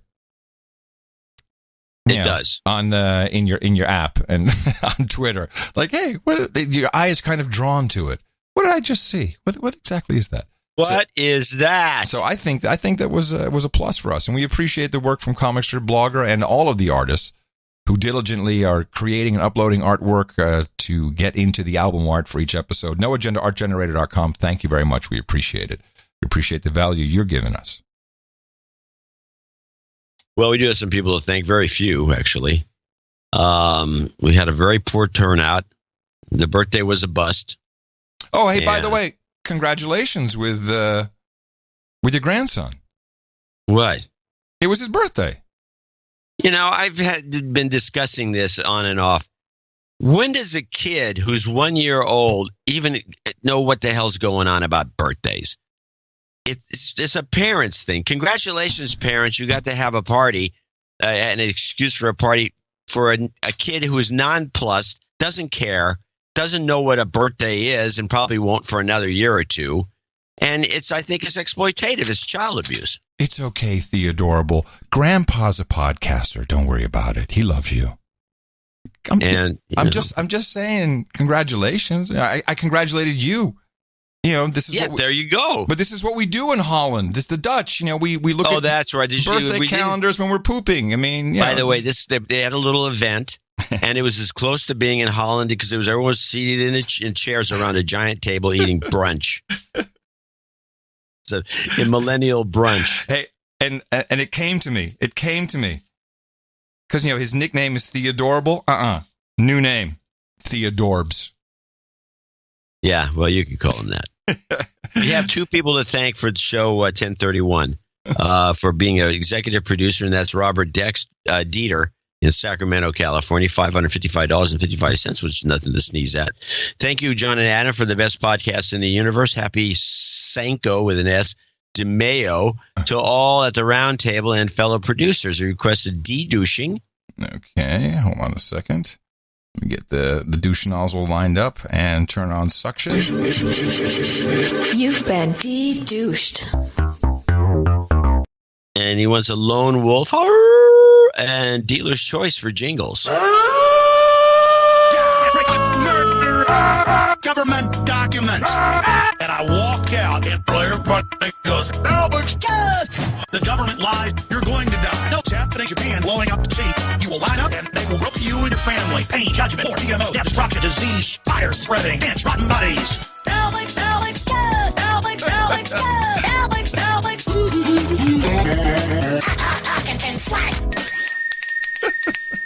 You've got karma. It was random. Very random. And then we have Stuart Venable, the associate executive producer, with $200. No note. I can't find it in the letters in the email, in the squirrel mail. Maybe you got something. I don't have anything. I could take a quick look. The name does not ring a bell, but you never know. And we're going to just give him some karma. Yeah, no, I don't. He definitely has he's definitely supported us before, but I don't see anything. Okay, we'll give him some karma. Thank you very much. And it should be Sir Stewart. You've got karma. Oh, wait a minute. Wait. Hold on. Maybe. Let me check. I think you're right. I may actually. Let me check if I have a note here. No, I really got nothing. I'm sorry. Well, he'll send us a note. He has something. Wait, that's it? Yeah, or not. Not everybody, feels the need to send notes. Notes? You don't know. No, but he should say, does he say NJNK? Just so that would be better. Yeah, at least we know we got something. We don't have to scramble around. Anyway, that's all we got for the associate executive producer and executive producer for show 1031. It was very, very lean. And want to thank these two for carrying the load. Yes, we will have one executive producer and one associate executive producer. It's okay. Every show has them, certainly in Hollywood. That's why we put those credits up front, just like you see the titles, only we actually mention them and read their notes. That wouldn't work too well on CSI. But these are real credits in the same way. CSI. I like the reference. And they're accepted anywhere credits are recognized. Back on the Andy Griffith show, they wouldn't do that. Another show coming up on Thursday. Remember us at Dvorak.org/NA. Well, it's clear. We need a little bit more of that formula propagation. Our formula is this. We go out, we hit people in the mouth.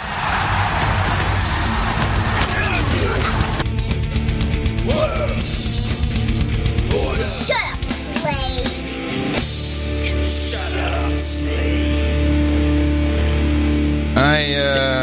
I think I have a little update. And now it's time for your sexual harassment update. That's right. Me Too continues, although not in the political realm as far as I know. I haven't seen any more politicians under the gun, but there was a little update on CBS this morning. Gayle King provides it to us. This also the home of the infamous Charlie Rose. It's in your DNA. The Washington Post is signaling there may be more revelations about what CBS News knew about claims of inappropriate conduct by former anchor Charlie Rose. In a story published yesterday, the Post detailed 3 occasions during which it says CBS managers were warned of Rose's conduct. All right, Anna, thank you. Listen, the more you hear about the story, the more awkward and more uncomfortable it is.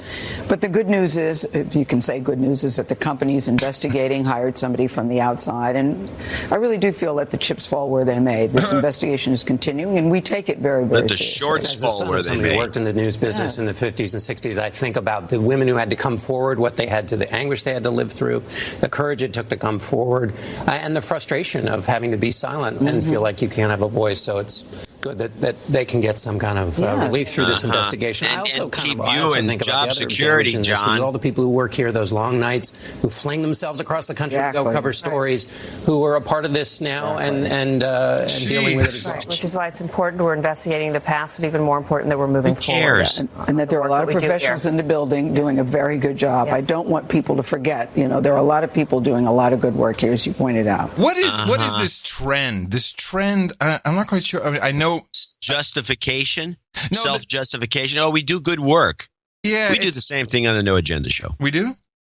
Yeah, well, we compliment each other for doing good work. No, but it would be like saying, well, sadly, John. Well, we all kind of let the chips fall where they may on his sexual harassment case.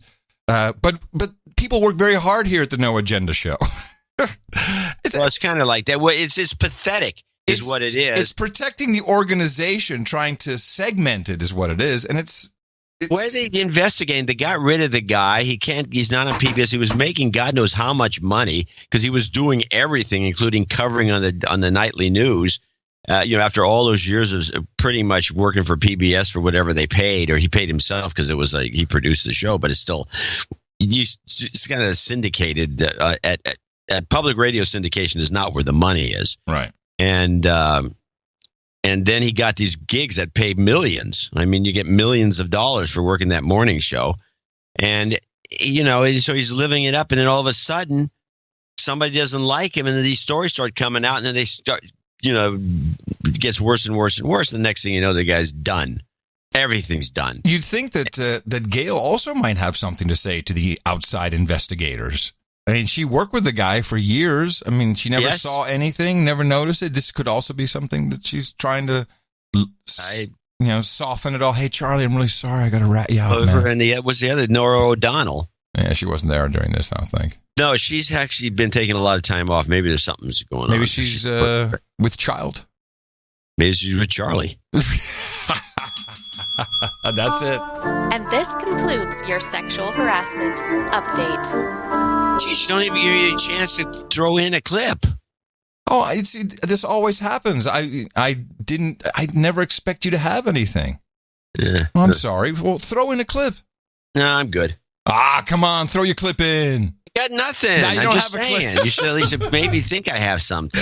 I looked at your list briefly and thought he doesn't have a clip, and so I'm like, I'm just closing it off. But I have a clip that's important, though. Oh, well, whoa, hold on a second. I need an important sound. I don't have an important sound. What's your important clip? I think that this is a major trend, and the more I think about it, the fact that we've gotten to this point where so this is news. Breaking. We're breaking news that kids in some schools, some places, in the third grade are learning cursive. Stop the presses. We end tonight on a handwritten note. Some of America's most important historical documents go back to the Declaration of Independence. They're in cursive. But for many American school kids, the curly letters are as unreadable as ancient hieroglyphics. In a growing number of states, a handwriting revival is underway. Omar Villafranca now on the push to get Dallas kids in the loop. I really like the tension she's putting in her voice. This is the end of the thought. These third graders at Good Shepherd Episcopal in Dallas are learning a lost art. They're practicing cursive. A lost art? Oh, my God. I can die now. Writing letters to their pen pals. My third grade teacher taught me cursive writing. It's almost a foreign language for today's younger generation. It used to hurt my hand a lot, but now I got used to it. Hard to read and harder to write. Tim Mallard's daughter is in the class. Wouldn't it be fun for the children to begin to learn how to read letters and perhaps get the thrill of getting a real letter in the mail? The first thing we're going to do is look at the letter that is up on the screen. He came up with the pen pal idea and shared it with her teacher, Karen Gunter. You got a letter today. Another one? You got another one. After he sent a letter in cursive to his daughter away at camp, and she couldn't read a word he had written. She said she was mad at me. So why are you mad at me? Well, your letter. And I'm thinking, I didn't say anything bad in the letter. No, you wrote it in that funny writing. Mallard oversees several retirement homes and knows a lot of people who still use that funny writing. So he helped pair up students with several seniors, like 75-year-old Sue Stanley. Third-grade teacher Karen Gunter says the cursive lesson also allows her to teach grammar, along with the mechanics of writing. What does a capital D look like? And it's one of the only times she knows the students are paying attention. This goes on for 5 minutes, and yeah, the students are paying attention because they're actually learning something. And I was thinking about this as the story progressed. This is a kind of a subtle destruction of the culture so kids can't read cursive. They can't read any of our founding documents. They can't read the Declaration of Independence. They can't read the Constitution. All was written in cursive. Mm-hmm. I mean, the typewriter never showed up till about 1860. And it's subversive. And everybody I know that's pretty much under 30 years old until this latest new generation coming along can't read cursive, and they write in block letters like morons used to do when I was a kid, because they couldn't write. We were taught penmanship in the first, second, and third grade, and it was all part of a curriculum where you actually learned to do stuff. And it wasn't like, why has it been dropped? Why is it dropped? Now we have, in fact, I have a clip from the last show. The 3 R's, this is what the 3 R's, instead of reading, writing, and arithmetic, remember, this is what the 3 R's are today. This FUSD is considering a curriculum called the 3 R's, rights, respect, responsibility. So, obviously, under Common Core, this type of behavior is completely outlawed from schools. The only way schools could teach cursive in class is to make it part of the art curriculum. I think that's how they can get away with it. Well, the Common Core is dead. Yeah, but there's the next gen is already in. It's going to be the same thing, and they don't want to teach kids anything that would be useful, and they definitely don't want them reading documents written before 1860. Yeah, I agree. I think it's very useful to be able I think it's completely subversive. This is a technique that was put into play for no good reason. There is absolutely no good reason you can't teach a third grader who's got nothing else to do with his time. Seriously, what else have they got to do? They memorize the math tables and learn to write. And the teacher herself said, these kids are quiet when they're doing this. Yeah, and it is very handy because you don't have that much paper in jail, which is where half of these kids are headed anyway. So you write cursive, you can fit more on the page. Yeah, well, there's that. I'm not quite as passionate about it as you are, but I agree that not being able to actually comprehend original documents or even your grandma's writing. Or like this little girl, her dad's writing. Yeah. That's how it got started in this Texas school. The dad writes a letter to his girl in camp and she's pissed off. Yeah, I actually am one of those morons. I have the worst handwriting. I have like a block letter cursive connective thing that is just atrocious. I mean, I really don't have the right muscle memory. I'm very, very, I have poor if you penmanship. go to any art store, they have little exercise books that you can buy that will teach you and make your muscles work, because they give you exercises and you can write over and over and over again. You can get a very pretty handwriting if you want one, or you can even take it to the next step and learn calligraphy. Yes, which takes special equipment, and it's a little more difficult. But it's not rocket science to go to an art store and buy a book. No. Okay. Are you guilting me into this now? Is that the idea? I think you should. I would like to see you with perfect penmanship. It's the Dirty 30. That's right, everybody. From perfect penmanship to the Dirty 30, John C. Dvorak goes back in time to tell us all of the cool phrases that we heard back in the 30s. Pretty good, huh? Hey, you got that voice down. Yeah, I'm famous for it. That only works in the music. I can't do it without the music. Yeah, because you get into the rhythm. Mm-hmm. That's pretty good. Yeah, I like that voice. Okay, we were at Cadillac, I believe, which is the last term on this pages and pages. Yes, that was Cadillac. I don't recall what Cadillac was. It was a 1 ounce pack of cocaine or heroin. Ah, yes.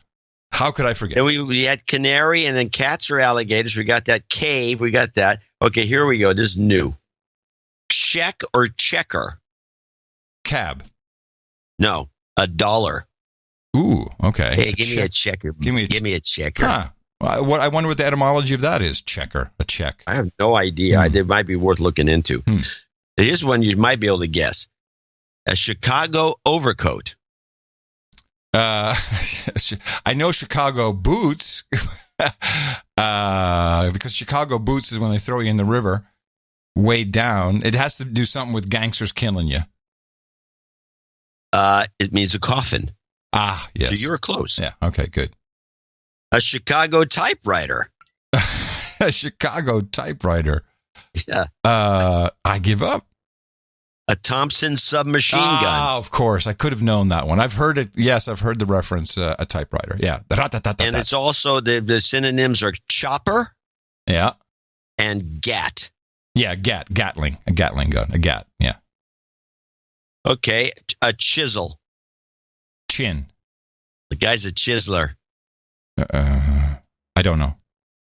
A swindler, a cheat, and he works at an angle. Mm-hmm. Okay, here's one of my favorites. Cinder Dick. Cinder Dick. I'm writing it down as a possible show title, regardless. Cinder Dick. Can you use a Cinder Dick in a sentence? Hey, let's get out of these boxcars before the Cinder Dick comes along. Yeah, so that's the conductor, the police, the railroad police. Railroad detective. There you go. All right. A couple more and then we'll close the segment. Dog soup. Dog soup. In a sentence. Sometimes known as city juice. I'm going to pass.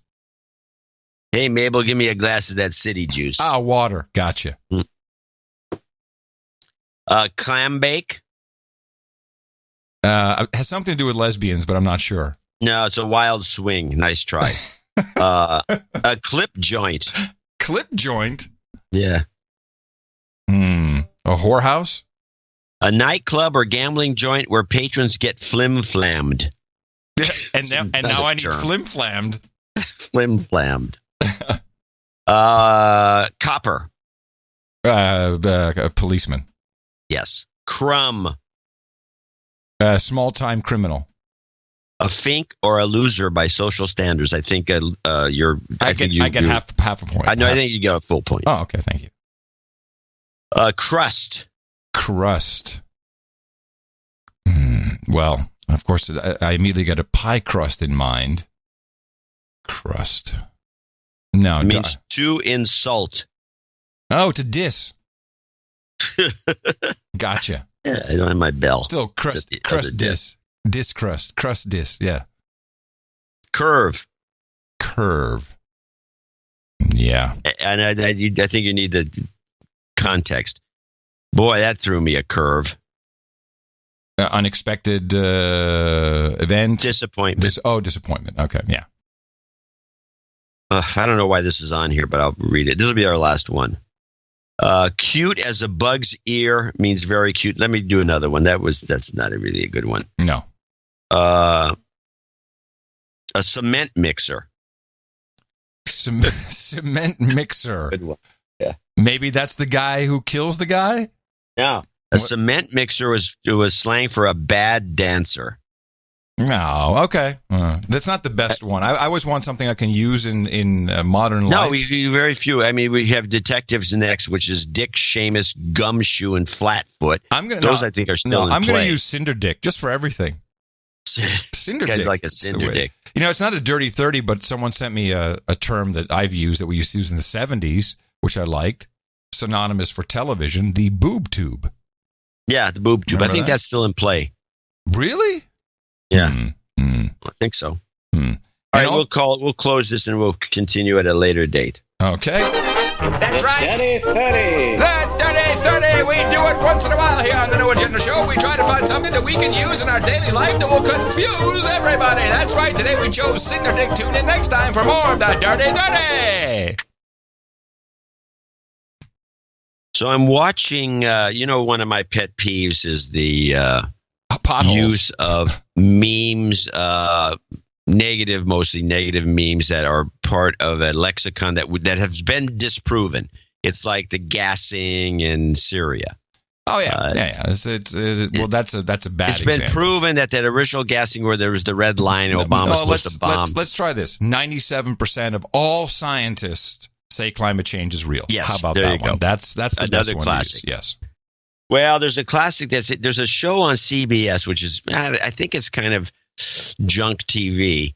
It's produced in a funny kind of a way. The look of it's called Ransom, and it's these experts that go around. Is this about? Oh no, it's a series. I thought it was. No, it's a series. All right, go ahead. Weekly series. And so I'm just clipping there's a piece of it where they do one of these. They just slip it into the. This is like we had that clip we like to play. About the Lear group that's slipping, propaganda into the American mind. Mm-hmm. And I just thought that this, I just rolled my eyes when I heard this. See if you can spot it. It's in here somewhere. A piece of bull crap that is woven into the dialogue. 5 is a conference center. All right, can you pull up their schedule? This must be it. 1 p.m., 3rd floor. What? The Russian foreign minister is calling for an end to the sanctions that were imposed after they invaded Crimea. Mishalenko didn't come to Berlin to buy weapons for an attack in New York. He came here for the attack. All right, I'm hanging up. 110. Okay, it was a little hard to hear, but I believe that was after they invaded Crimea. Yeah, they invaded Crimea. They didn't invade Crimea. There was no invasion. No, they're already there.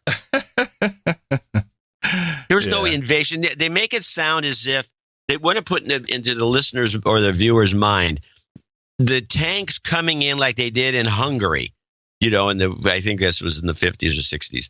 There's tanks rolling in, these Russian tanks, and they're invading. They poor Crimeans, they don't know what's going on, and they get invaded by the Russians. Right. But this never happened. But let's make it so it sounds. Well, I have to say the way it came out, it actually did sound like that was written specifically to make that point. Because why else would you say it? Do you have a point to make? So it could have been a Lear Foundation job. Actually, you're right, but because that whole situation was the Russian's going to speak, they're going to shoot him or something. It had to do with blowing up the place, and this Russian's going to speak about cutting back the sanctions. Sanctions because they invaded Crimea. It's a MacGuffin known as in the business.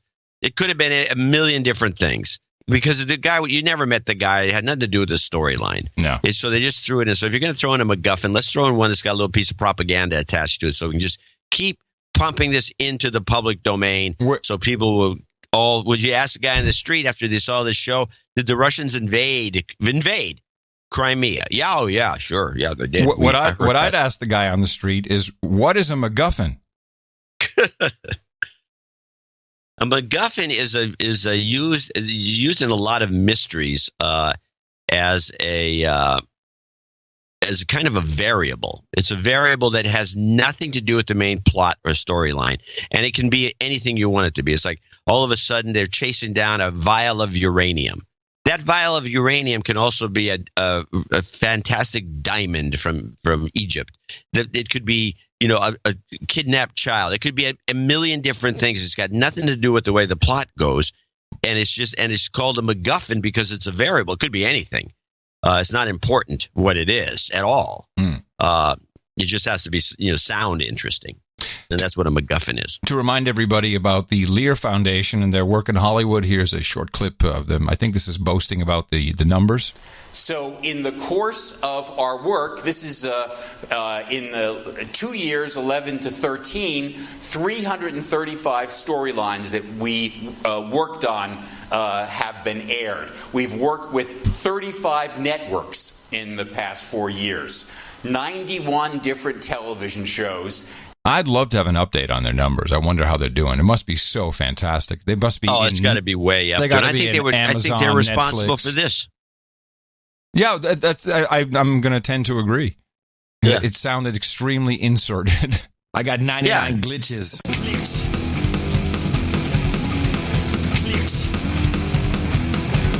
It's just a glitch. And put a goatee on there, will you? So my peeve is the term glitch, how it is used indiscriminately in serious reporting, such as Reuters headline, Twitter urges all users to change passwords after glitch. And they're so accepting of what happened. Now, Twitter, I don't know if you logged in. I'm sure you logged in and got this message earlier this week. I did. And Twitter claimed because of a bug, we've gone from glitch to bug, so I'll give them that. Because of a bug, accidentally, all of your passwords were written in clear text to an internal server. Don't worry, probably no one saw it, and that may be very true. But I went looking for this, and I'm like, that's just not an acceptable explanation, some bug. How does that bug happen?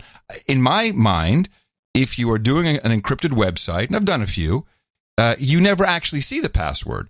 It gets hashed or hash salted, all these funny, cool terms, and you never ever see the actual unencrypted password. You don't have it, so it's not a liability. So what happened here? And a very simple Bing it turned up that GitHub not only had this very problem. Let me see what the date was on this. This was in. No, I can't see. Oh, this was. Wow, is this May 2nd, or was that a comment about it? No, I think it is May 2nd. GitHub, in an email said a handful of GitHub staff. Oh, here it is. During the course of regular auditing, GitHub discovered that a recently introduced bug exposed a number of users' passwords to our internal logging system. It's almost the exact same language that Twitter used. I said, well, what are they doing? And it turns out this is no bug. This is a configuration issue. They're using, more than likely, they're using bcrypt.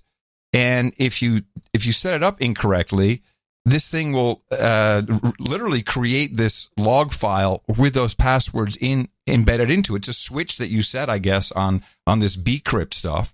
And they just didn't set it right. So they're calling it a bug, but really they're being either incredibly irresponsible, or it could be malice. It could have been done on purpose. You don't know. And where else is this happening? Who's using bcrypt? This was just glossed over so easily. And when they say 330 million passwords, thanks for, always nice to have a magical 33 in there. And it wasn't a bug. It was a fuck up, a mistake. Yeah, it sounds like a total human error. Yeah, and I blame it on the glitch. And I did this work in 10 minutes. It wasn't that hard to find. Blame it on the glitch. Yeah, well, reporters don't care. This kind of okay. Here's a song idea for something. No. Oh, I was going to keep going with internal passwords. I'm not going to interrupt you. I was going to tell the song idea. Find this song. It's Michael Jackson. Blame it on the boogie. To blame it on the glitch. See, but you can't fit that in there. I think it could be done. It could be blaming on the buggy. No, then it just sounds too similar. I can hear. You'd have to rewrite some lyrics to get the rhymes right. I can hear Sir Chris popping another beer as we speak.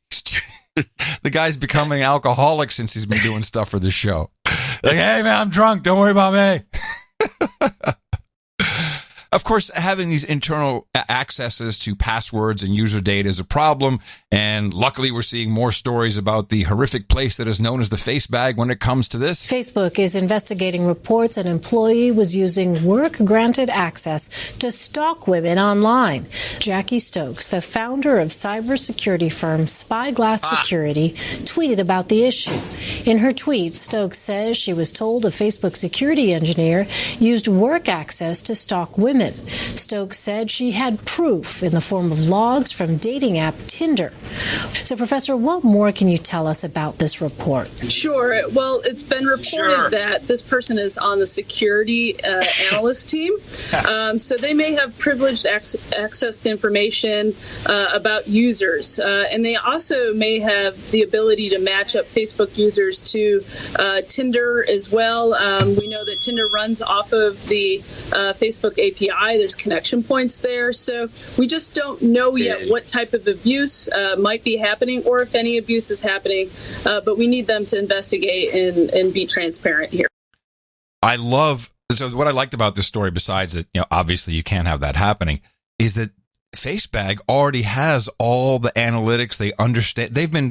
If you don't think for 1 second, they didn't make this announcement about doing their own, it's not hooking up, your own dating site. They have studied Tinder to a complete degree. These guys are going to put everybody out of business. Another reason I think that sign in with Facebook. It's a bad idea. They're stealing these guys' business model. They're going to steal it. Yeah, of course. And you deserve. By the way, you're running a website, you're running a company, and you have sign in with Facebook because you think you're going to get something out of Facebook, some analytics. We're going to shoot you at dawn after the revolution. You might as well kill yourself. No, we're going to shoot. You're just giving your company away. We're going to shoot you at dawn when the revolution happens. Now, I have a Facebook story. Okay. Which is another funny one because there's some ironies in here. Nice. And by the way, that last story, I want to mention that people that work at the NSA and elsewhere do the same thing. They do the same thing. Yeah, it's been broadly reported. How can you not do it? You're some guy in your 20s. You're horny, and so you're going to start spying on women. I would if you think about it, how did Facebook even get started? and I know a guy. Yes, and I know a guy who was running a dating service, and he would cherry pick based on all the stuff that came in. What do you mean cherry pick? He'd go look at all the women coming through, and then he'd like, "Oh, I think I'm going to go for that one myself before he gets posted." I tell you, I think FaceBag is so stupid. If they really want to go for the dating stuff, I think they're opening themselves up to a lot of pain. I don't think it's smart. I think it's really they're going to be defending all kind.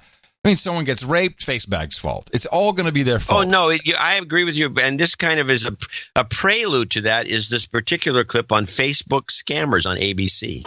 As Facebook's new dating service prepares to go online, tonight, one man's warning the social network may attract more than just singles. There are lots of victims. I am a victim. Dr. Steve Jones says for the last 3 years, scammers have used his photos and identity to con women out of money. He says the scammers pretend to be in love with the women, ask for financial help, and once they get the cash, they disappear. This must be going on. People stealing my pictures and using them on Facebook. I'd say up to 10 a day. Hey, was this guy good looking? That's what I figured you'd ask. And he's one of those guys. He's not like a male model or some, super good looking Hollywood guy. Can I actually retract that? Can I just to be completely equal, can I say, is he hot? He's one of those guys. He's one of those rugged looking guys who looks like he could be a catalog model. He's got the 9 o'clock, that 5 o'clock shadow. He's older, but he's got that, kind of unshaved look. Mm-hmm. He looks rugged. He looks very masculine, dreamy eyes, kind of bedroom eyes. Not particular. I wouldn't say he's super good looking, but he's not bad looking, and he's believable. He's like the perfect guy to steal pictures from, because I think all women like this type of guy. Entering executive mode. Just want to make sure everyone knows we're in executive mode here. It also goes for guys. Okay. So, yes. So they were stealing his picture to promote the service. And conning women. Yes. Yes. But he says Facebook shut down his real account because so many women complained that he scammed them. But it wasn't him. People all over the world are being ripped off by these same frauds. We've got a really global problem. An estimated 1 million Americans have fallen for these kinds of scams in just the last 3 years. As Facebook officially ventures into the dating world, a spokesperson tells ABC News only dating profiles linked to real accounts can be used. Facebook has a dedicated team to detect and block fake accounts, and the social media giant recently removed more than 500,000 accounts tied to scams. And as for Jones, he still has fake accounts on Facebook. We've seen several new profiles with his identity popping up tonight. Tom. Incredible how widespread this is. All right, Stephanie, thank you. You know, a question. Because I'm always hearing about, they removed all the bots. They removed 500,000. Can we still really believe that there are 2 billion people on Facebook? Which that's the number now. The whole world. It's 2 billion. Everybody. Bullshit. Now, the thing they said in this report, and you can kind of you just accept it.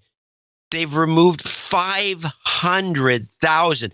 And you know that they're not removing them all. How many fake accounts are there? Or scam? If there's 500,000 scam accounts, my God, there must be millions. In reality, you can't get rid of all of them. No. And like they said, this guy's fake accounts, 10 of them popped up just as they were doing the report. And the guy himself can't even have an account. So not do they only have a bunch of fake accounts using this guy's pictures, but he can't even get his own real account back. So real accounts are out.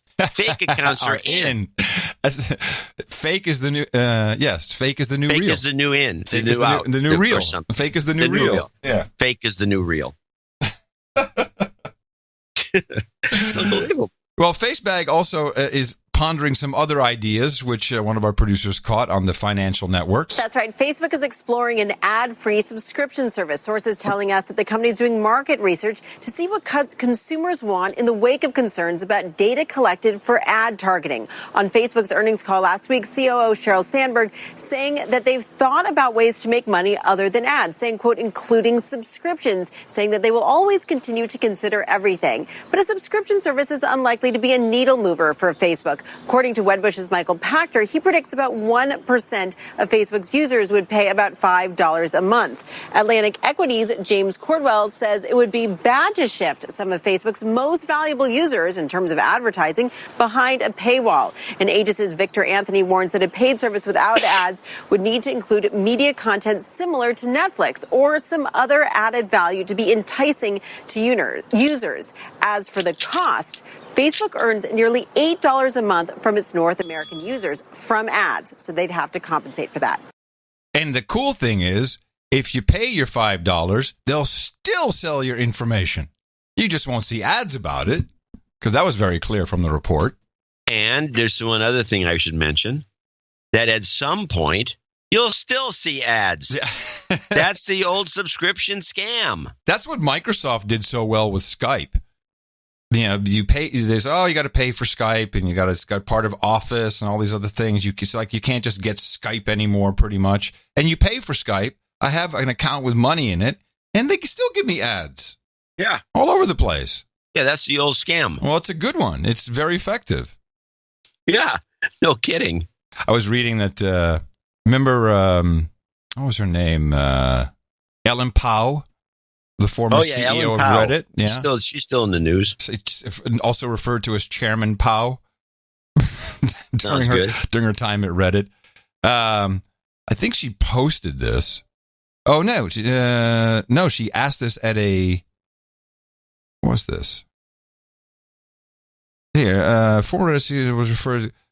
Asked Silicon Valley tech company CEOs to crack down on incel employees on Wednesday. Quote, CEOs of big tech companies, you almost certainly have incels as employees. What are you going to do about it?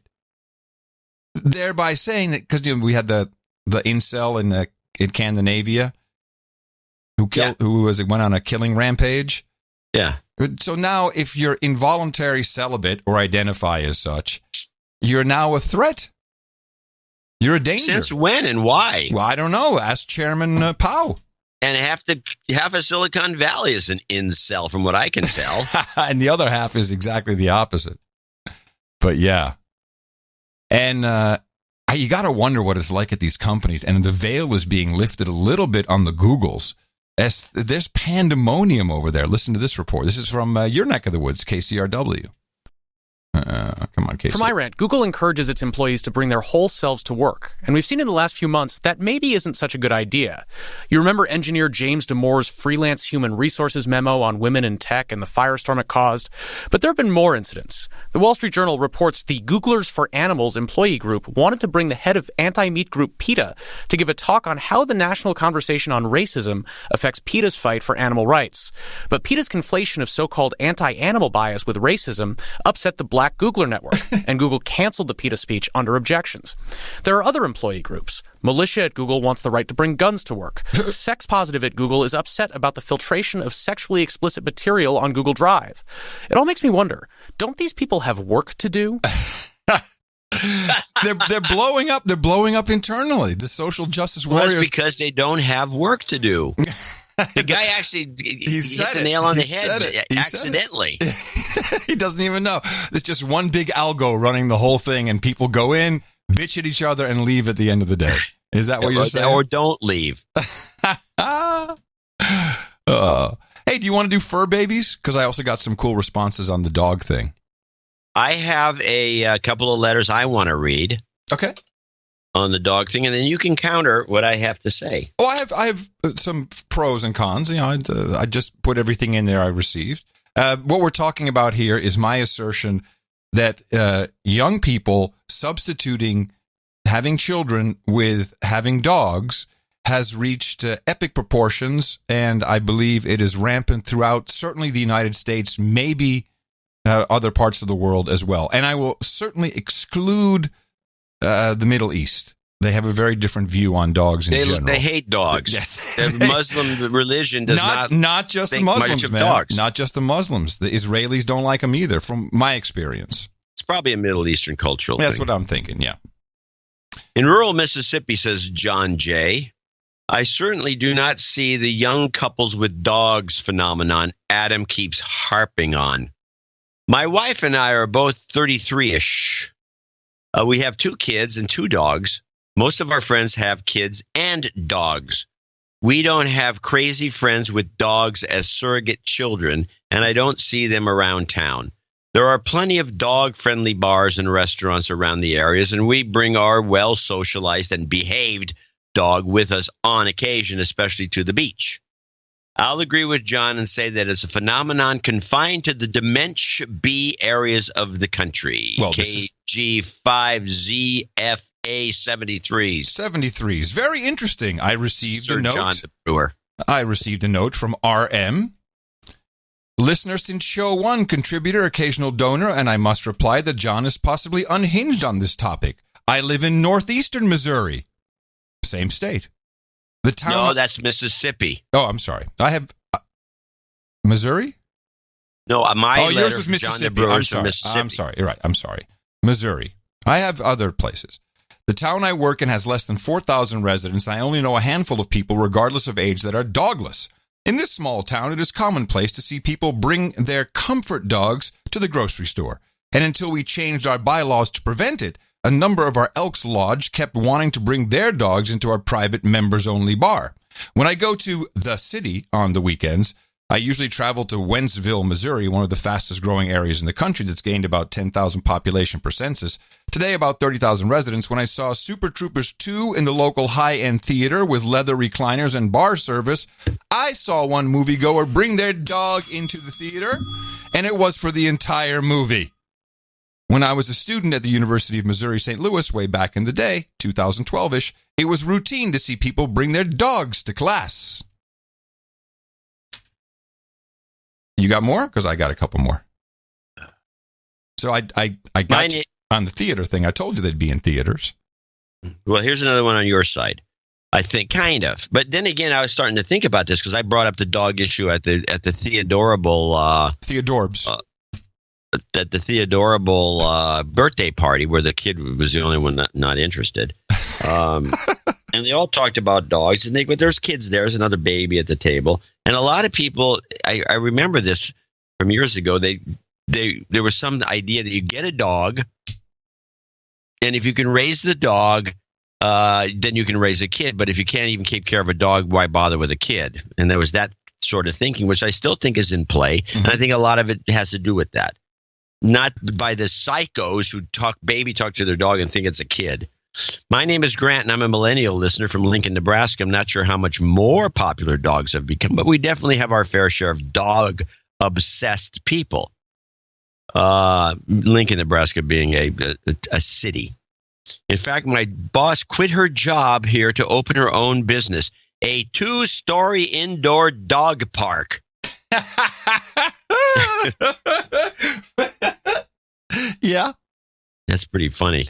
As far as I know, her business is doing well. She's one of the people that refers to her dogs as her children. Fur babies. My Facebook, I think, has more to do with this than anything. Possibly. My face bag is full of dog pictures and memes posted by my local friends. There is nothing but dog love around here, and there are zero signs that sentiment changes anytime soon. I would not find it surprising at all if this is typical across the rural Midwest, as Adams claims. Well, he's not making assumptions. He's not in the rural areas. I personally am not a dog owner, but that's because the house I live in does not allow them. In the morning, says Sir Colin, the friendly fat man here, reporting from Cincinnati, Ohio. Not what I would consider a Democratic stronghold. I heard you and John at the end of the show. I want to side with you. I'm a 30-year-old office drone who works in the HR department of my company. The number of young professionals who are married with no kids but with at least one fur baby is terrifying. One young woman who sits across from me got married last year and promptly, quote, adopted a fur baby. Another woman asked her if she had any plans on having a kid, and she seemed almost offended that she would even suggest such a thing. Her priority is enjoying her 20s and traveling with her husband and keeping in shape, and a baby would really cramp their style. Admittedly, her and her husband lean left, but it's becoming such a common thing within my company that the benefits people are considering adding are pet insurance to the company insurance offering to attract millennial workers. How about that? Offering to get, I can't even afford to get on Tina's people health insurance. But now they're going to offer pet insurance. Yeah, that was another report from a city. I did get a letter. I don't have it in front of me. Well, okay. Can I just say something? We had two convos going on. One was about rural Illinois, which I didn't get anything from rural Illinois, and or Democratic versus liberal versus conservative. I definitely am going to agree this is happening in the cities, but it is not, in my mind, and what I've seen, I have a couple more to read, it's not a liberal or conservative thing. But it's urban cities versus rural areas, regardless of politics, yes, it's definitely in the cities, which is actually worse for these animals. Poor animals. Yeah, no kidding. Overland Park, Kansas, you're absolutely correct. I deliver food part-time. At least once a shift, I'll go to any apartment building, and as soon as you go in, the whole building will reek of dog piss. A lot of the millennials that live in these places don't understand their dog is not a stuffed animal or a little person and needs to go outside to do dog stuff, not just to go to the bathroom. And most of the time, they end up pissing inside the building, and the millennials won't even clean it up as long as no one sees them. This is true. There's always dog piss in the elevator or in front of it. It's always happening. Happened in my other building, too. They don't clean it up. Yeah, so check this out. I've spoken to some of them, and more than one has told me their dog is on dog Xanax, and even told me they were taking the dog to a dog therapist. I mean, can you believe this? Dog Xanax? Wow. So that's cruelty right there. Another one from Kansas. Adam, this is Sir Brian Tobias, and you're completely 100% correct about this stupid dog epidemic. Here in Kansas City, we had the same issue. I have a hard time not punching people in the face when I hear fur babies, puppy parents, grand doggies, etc. They're animals. You own them, not parent them, and it goes to crazy extremes, just as in Austin. I've had people bring dogs to go look at houses, not just for normal getting the dog out of the house type of things, but they can't buy the house if Fido doesn't like it.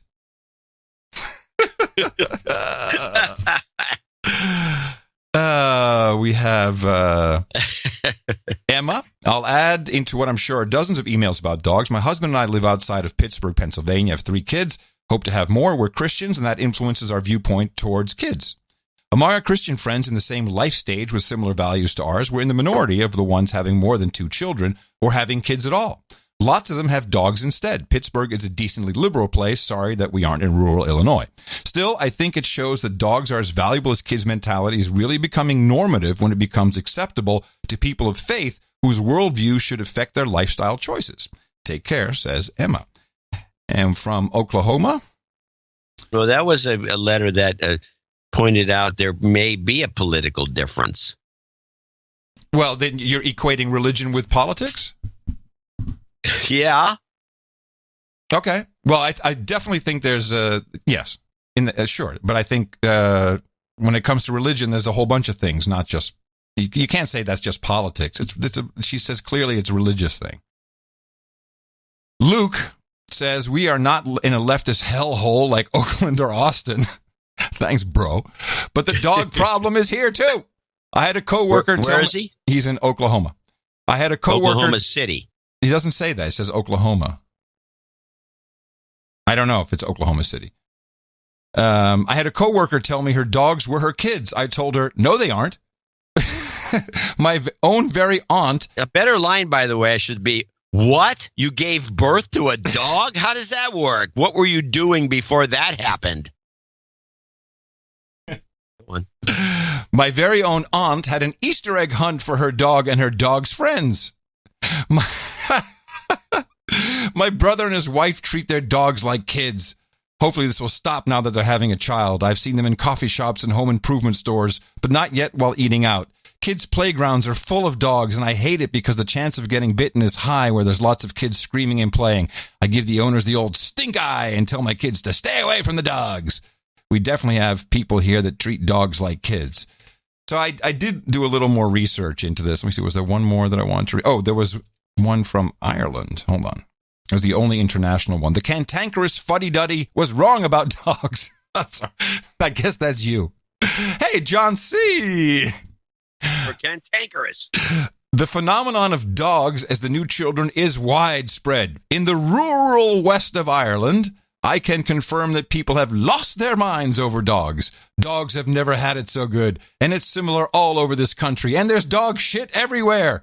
Dog owners are increasingly arrogant and obsessive. The animals can do no wrong. This is not just some noticeable new thing. It's a massive, widespread problem of collective insanity. It's ridiculous to say this is only in places like Austin, says Ed. Thank you.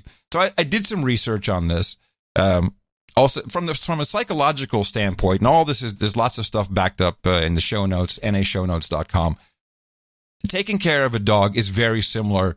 It satisfies a need within you that is very similar to having children. So that is a surrogate is completely understandable.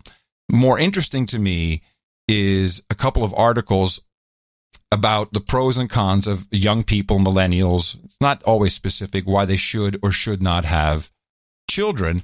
And the one I want to start off with is, what was this from? It's 11 brutally honest reasons why millennials don't want kids. And some of these were given as answers on the Twitter or sent to me via email. And the top reason, or I would say excuse, is kids aren't always financially feasible, especially if you have student loans. This was yelled at me even on Twitter, that they can't afford kids. And, you know, I'm like, dogs, you know, the doggy Xanax can't be free. I mean, you may think that you can. Well, yeah, it's true. There is expense involved. But let's back up to an earlier conversation and let me make the same assertion I made earlier. The student loan thing is a new phenomenon. Mm-hmm. Not as new as not writing cursive, but new. Yeah. And again, it has the same effect of subverting the culture. It is a subversive it's a subversive mechanism that has been introduced recently to put these kids into this position. You just revealed it. I didn't even think of that. That's good. But combining that with the inability to even write anything, so if the power goes off, you can't write, hey, help me, I'm kidnapped, because you can only write in big block letters with a crayon because you're an idiot.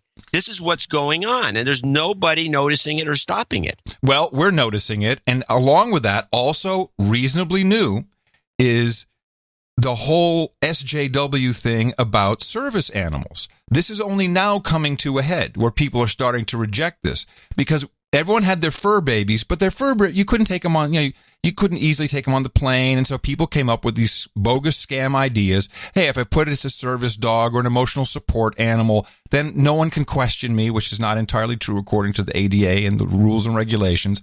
And that people took such an advantage of it that now, I told you before, people with the dog on their lap in the restaurant. I don't want this, but it's because of the PC culture and specifically this scam of getting your dog on the airplane, in the restaurant, in the theater. You can't question me, which is a lie, and people have been scamming this for years. This all comes together, but check it out. The number 2 reason that millennials do not want to have kids, there's a strong fear of passing down mental health issues. That's the number 2 reason. I made up my mind when I was diagnosed with the same mental health illness my mother has. Being raised by my mother who has manic depression was scary. You shouldn't be afraid of your parent. These are the types of quotes we get. So they're afraid of passing on their mental health issues. Number 3, the population is already out of control. So they're the population out of control is a myth. But so they're already taking, why don't you fly over Arizona sometime? So they're taking themselves out voluntarily, taking themselves out of the gene pool. No, wait. Oh, hold on to that. That's my conclusion. I'd like to go through the rest before we get there, because I think some of these reasons it shows where people's heads are at. So we had the number 3, the population's already out of control. Number 4, fertility issues. That may actually be going on, the stuff we're eating, our diets. Number 5, pregnancy can take a serious physical toll. Okay. Number 6, with kids comes the pressure to make perfect choices. Well, we can't be fucking up in life. That's no good. Number 7, not all women are pre-programmed with maternal instincts. Fair enough. 8, the world isn't always a nice place. You can hear the fear that these people have. 9, sometimes career ambitions take priority. Yes, they can. 10, children don't fit into every lifestyle. Okay. And 11, ultimately, a reason shouldn't even be necessary. It's what I want. Now, I also pulled, yeah, I know, the 10 most common reasons people do want children. I learned a lot about this. 10 reasons. What would you say your number 1 reason is for having kids, John? I think your reason is number 1. Kids are fun? Nah, that's not your number 1 reason. You can be used as slave labor for a number of years. Close. To have someone to take care of you when you get old. Yeah, right. That's the number 1 reason. I think slave labor first. I agree. Number 2, to carry on the family name. 3, just because they love babies. 4, it's human nature. 5, pregnancy and childbirth are life experiences. I think this should be number 1 for women. I think a lot of women really want that experience. 6, to let their children experience the joy of existence. I'm not quite sure how that works. I don't know about that. That's a little existential. To give your parents grandchildren. Yes. To embody love for each other. When I was taught human sexuality, the birds and the bees, it didn't go like, hey, at a certain point, you and someone you love very much will want to have someone to take care of you when you get old. And that's when the man inserts. No, it went something like, you'll love someone, you'll be so in love, it'll be so wonderful and so fantastic, and you'll feel just euphoric, and then you'll just say, let's make life together. Yeah. Have a bunch more kids. Then you'll change your tune. Now, let me just close this out. So when it comes to having children, and you already kind of spotted it there, why do we have children? It's something called procreation. And it's not that you automatically think, oh, my job is to procreate, although it's the one thing pretty much every human being can do almost without an instruction manual. Procreation is, as you say, is contributing or detracting from the gene pool. So we really have nothing to worry about. For these people, it's self-selection. That's what procreation is. They are self-selecting themselves out of the gene pool, and we won't have these idiots in 20 years. We won't have any more of these morons. So I'm not too 20 years of dog piss into the elevator. I can handle it. And I'll tell you, because of the Christian woman who wrote in, I will say that most of these people, and I think the Democratic Party has to take some responsibility for this, because these are their people, many of them. I'd say the majority of them. Yes. And meanwhile, they are bringing in a lot of Hispanics and promoting them into the culture to bring them into the gene pool. And it's a variety. It's a variegated group, so it would be interesting in the gene pool. But they're also bringing in the Catholic religion, which in the end of the day, and I use the term you don't use it lightly, yes. At the end of the day, the Catholic religion tends to be conservative and would end up voting Republican once they get established in the culture. And this may be a moment of self-defeat for the Democrats to be even thinking like this. Yes, it's much bigger than they can even see. Because when I went down the whole gene pool rabbit hole, I'm like, holy crap, these people are self-selecting them out of our future. They're self-selecting themselves out. Like, oh, okay, problem solved. These idiots, as you're putting it. In the meantime, we would not be the No Agenda Show if I didn't have a product idea. You ready? I'm listening. I'm always listening for this. Now, this product already exists. It's very effective to make. We could make it even as an app. I ordered an actual physical product because I don't have a phone with apps anymore. I ordered the Dog Dazer 2, Mark II, and this is a small device that emits a 25 kilohertz tone of incredible annoyance to the dogs. Yes, so, they do not like that tone. So if I'm in a restaurant, there's a dog there, it's going to go on. It's just going to go on my keychain. And no one can hear it. You cannot hear it. I mean, if you had a spectrum analyzer, you could see it. If you're over 10 years old, you can barely hear anything over 15. Yeah, you don't even like your birthday. I mean, come on, who cares? But I think that this could be the No Agenda, dog taser. This is the best idea you've had for months. Now, it can be an app. We could make it an app. There's tons of apps. I don't know if those little things will play that note. Sure they will. I don't think so. What, a smartphone? I don't think a smartphone has a speaker that can nail 25,000 hertz. Distance will become a problem, for sure. Distance is a problem.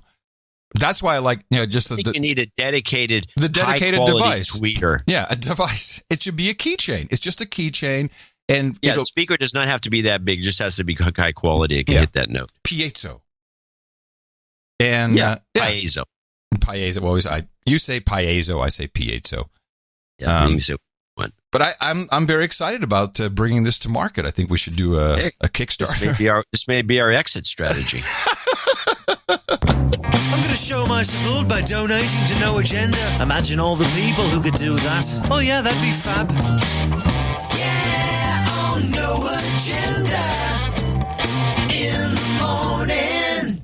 All right, let's thank a few people for show 1031, starting with Bruce Schwalm in Harrisburg, Pennsylvania. $125 came in as a check. GR, $110.36. Lauren Smudsky, $100. Van Glitchka. Oh, by the way, GR also, that's a double happy birthday, Theodore. 5518 times 2. Mm-hmm. Only guy who came up with that. Lauren Smudsky, 100. Van Glitchka. Sir Van Glitchka, I believe, 100. Vasanth Dharmaraj, I'm guessing. He's got a knighthood. Van Glitchka's got a knighthood coming up, so it's not Sir yet. Sir Rick Coder of the Algos, $100. Sir James of the Mountains, 8008. Boob. Well, let me see. Oh, do not read on there. Okay, I'm sorry. Ignore me. Daniel Warren in Boise, Idaho. Boob. And Graham Bucknell in the boob Easter egg was the Stormy Daniels picture that was in the list. It was pretty obvious, and I think that we only got a couple of boob donations. I think people just didn't want to click on her. She's so icky. I don't want to click her. She is, that's a word that you'd use if you were like in the 8th grade. But it's appropriate. I think it is too. She's icky. That's the term. That's what we call her now, Miss Icky. Megan Anderson, and I don't even want to talk about her. Megan Anderson, 5885. Little Jobs and F Karma for Graham. Yep. Megan, a birthday shout out to my wonderful husband. You're on the list, I think. Yep, on the list. Joel Nelson, 5518. Wait, read this. Joel Nelson, his first and my big 3.0. It's a big, scary birthday. My wife hates your show. Calls it the Angry Old White Men Show. There you go. She's obviously a hill bot, and she's never going to come around. And I don't consider me to be that old. I'm not that old comparatively. No, at all. You're a spry young chick. Yep. Joel Nelson, 5518. Happy birthday to Theodore. Ezekiel Chopper, happy birthday, 5518. Tony Andries, I believe in Iowa City, 5518. These are 5518s, not that many. It should be more. Alexa Delgado, 5518. Happy birthday. Ron Link, happy birthday from Holbrook, New York. Sir Woody of the Falls. Hippo Bird Day from Sir Woody. Oh. Austin Gilman, 5518. That's our birthday well-wishers and Cinco de Mayo fans. All 8 of them. Clara Adams, $55. Terry Wentz. Ciara Adams. Oh, I'm sorry. From the distance, when I'm like 5 feet away from this thing, it looks like Clara, but it's Ciara. You're right. Terry Wentz in Langley, Washington. I think our Langley people they decided to stop supporting us. Yeah, Michael thanks. Gates, 5280. That's what I'm thinking. Well, I did talk to Pachanik yesterday, so maybe he'll put in a call for us. Oh, I wish somebody would. Eric Hokel in Deutschland, $52. He's a regular. Sir Eric. He's got to be. Martin Andrzejczyk, $51.50. Ryan McConnell, $51.05. And the following people are $50 donators, name and location. Scott Floyd in Clayton, California, which is down the road from me. Sir John, 50. Celebrating Robert 50 Clayson, years on the planet today. How about that? Oh, is he on the birthday list? Yep. Robert Clayson, Sir Robert in London. Paul Van Cordelar in Ulmeden. No, come on. It's IJmuiden. You know this one. IJmuiden. Yeah. IJmuiden. IJ is Y. IJmuiden. IJmuiden. IJ is Y. I should know that. You're right. Scott Lamond in Somerset, Massachusetts. Matthew Januszewski, Sir, I believe, in Chicago. Todd Moore in Arlington, Virginia. Jason Daluzio in Chatsford, Pennsylvania. He came in with a check. So did Brian Watson in Raleigh, North Carolina. And last but not least, Sir Brett Farrell in Oklahoma City. We want to thank all these folks for helping us out and producing show 1031. Was Martin Andrzejczyk on the list? Yeah, Martin Andrzejczyk, 5150. Yeah, I haven't donated in a while, but for your cry for help has brought me back from douchebaggery. Yeah, but he sent an extra thing here. He says, I have a rare kidney disease that is trying to kill me. I would like to request health karma. I've heard all the karma success stories, and I'm willing to do whatever possible to beat this stuff. Your show won't hurt. Well, your show keeps me sane and positive. That won't hurt either. I look forward to every show and the laughs and information it brings me. Take care, love and light. We'll give him a special. My name is pronounced Andrzejczyk, if you decide. Okay, Martin Andrzejczyk. Of course I'm going to give it. I just wanted to highlight that one. And yeah, definitely. And thank everybody else who supported this program. $50 or under is not mentioned for reasons of anonymity. And thank you for those of you on subscriptions, of course, and another show coming up on Thursday. And remember us for that show at Dvorak.org/NA. Let's do some karmas. Jobs, and jobs. Let's vote for jobs. You've got karma. It's your birthday. And of course, we start off by saying happy belated birthday to Theodorable. Also, Lauren Smutsky says happy birthday to Kason Smutsky. Megan Anderson, happy birthday to her wonderful husband, John Kenningle. He'll be 33 on May 8th. Joel Nelson is turning 30. Ciara Adams says happy birthday to Sir John of Stratford, celebrating on May 6th. That will be today. And Sir John turns 50. And congratulations to myself and the Keeper, 3 years together as of yesterday. And we never had a fight. It's your birthday, yeah.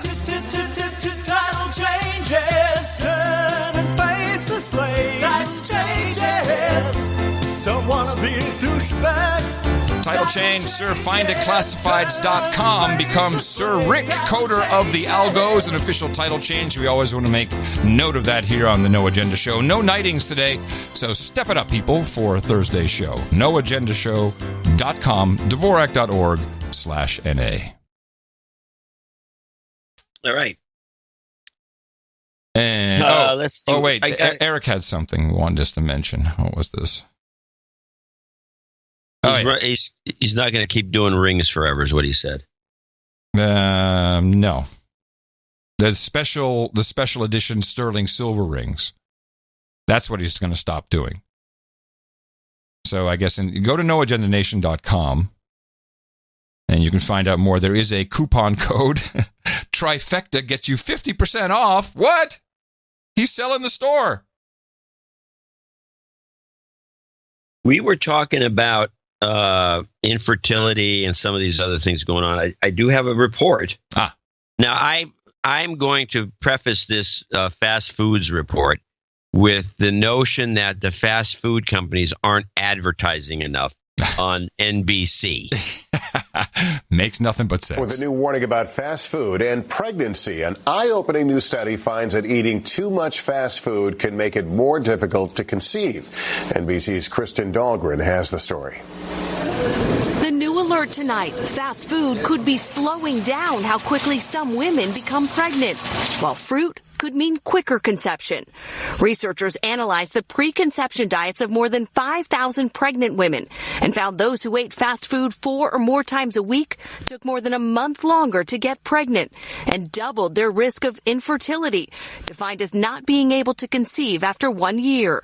Women who ate fruit 3 or more times a day increased their chances of becoming pregnant quickly. Early on, this information is just critical. More fruit, more vegetables, more vitamins, that is going to top any fast food that is full of lots of unhealthy fats. Researchers were surprised that eating green leafy vegetables and fish did not seem to affect how long it took the women to conceive. The study doesn't look at the diets of dads. Well, we're not eating real food. And she just mentioned, fruit is better than a hamburger. Okay, Sherlock, thanks for that update. And in the UK, they already live off of supermarket food, and gas stations are it's a real culture of buying your food there, pre-packaged, pre-processed, pre-done. They just sell this poop and just throw it in the toilet and skip all the business in between. Now, Sainsbury and Asda, which is a Walmart chain, are going to do a mega merger. There's going to be even less choice. Just all you slaves in Gitmo Nation East, go buy your slave food at the slave factory. Yeah, it's not good. They're buying Sainsbury's, selling out to I don't know if it's a Walmart? sellout. Well, Walmart owns Asda. That's their brand over there. And it's not being called an acquisition, but it's being called a merger. 13 billion euro, so that's like 18 billion merger, which would in one fell swoop leapfrog them over Tesco and make them the biggest provider of food, or whatever they pass off as food. Huh. Yeah. All right. So I have here's the thing on the when they had the gun NRA convention down in Texas. Mm-hmm. It was covered, of course, as a negative event. Well, it's a bunch of gun nuts, pro gun violence people.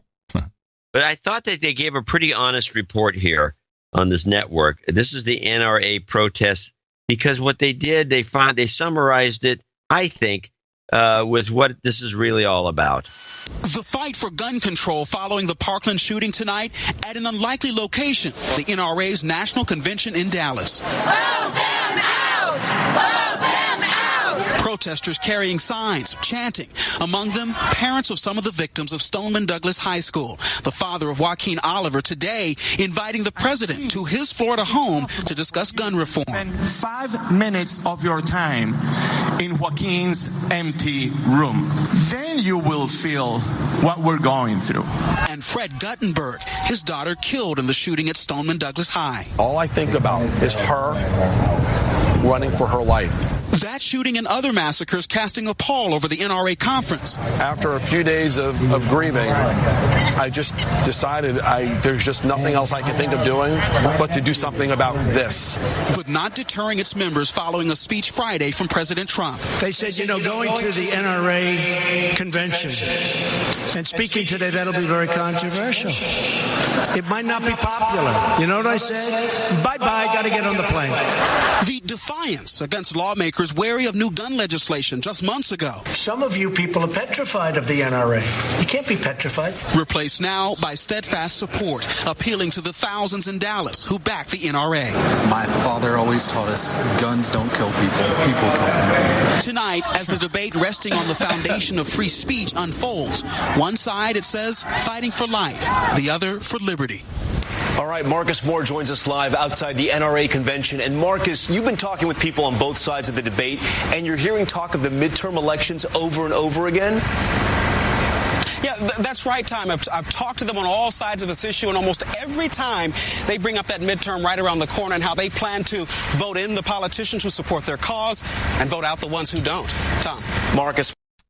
Maybe that'll be the final true measurement of the American population. If that really comes down to one thing, when everyone's going to vote, are you for guns or against guns? Are you pro-NRA or anti-NRA? Then we'll see what the majority is. That would be a good indicator. I would like it if that would be the only issue. Well, the problem is you're going to have a typical midterm phenomenon where the opposing party is the one that comes out and votes. Yeah. So it's not going to tell us anything except that Democrats are anti-gun. It's not a problem, by the way. It would be refreshing to have the Democrats in charge of something.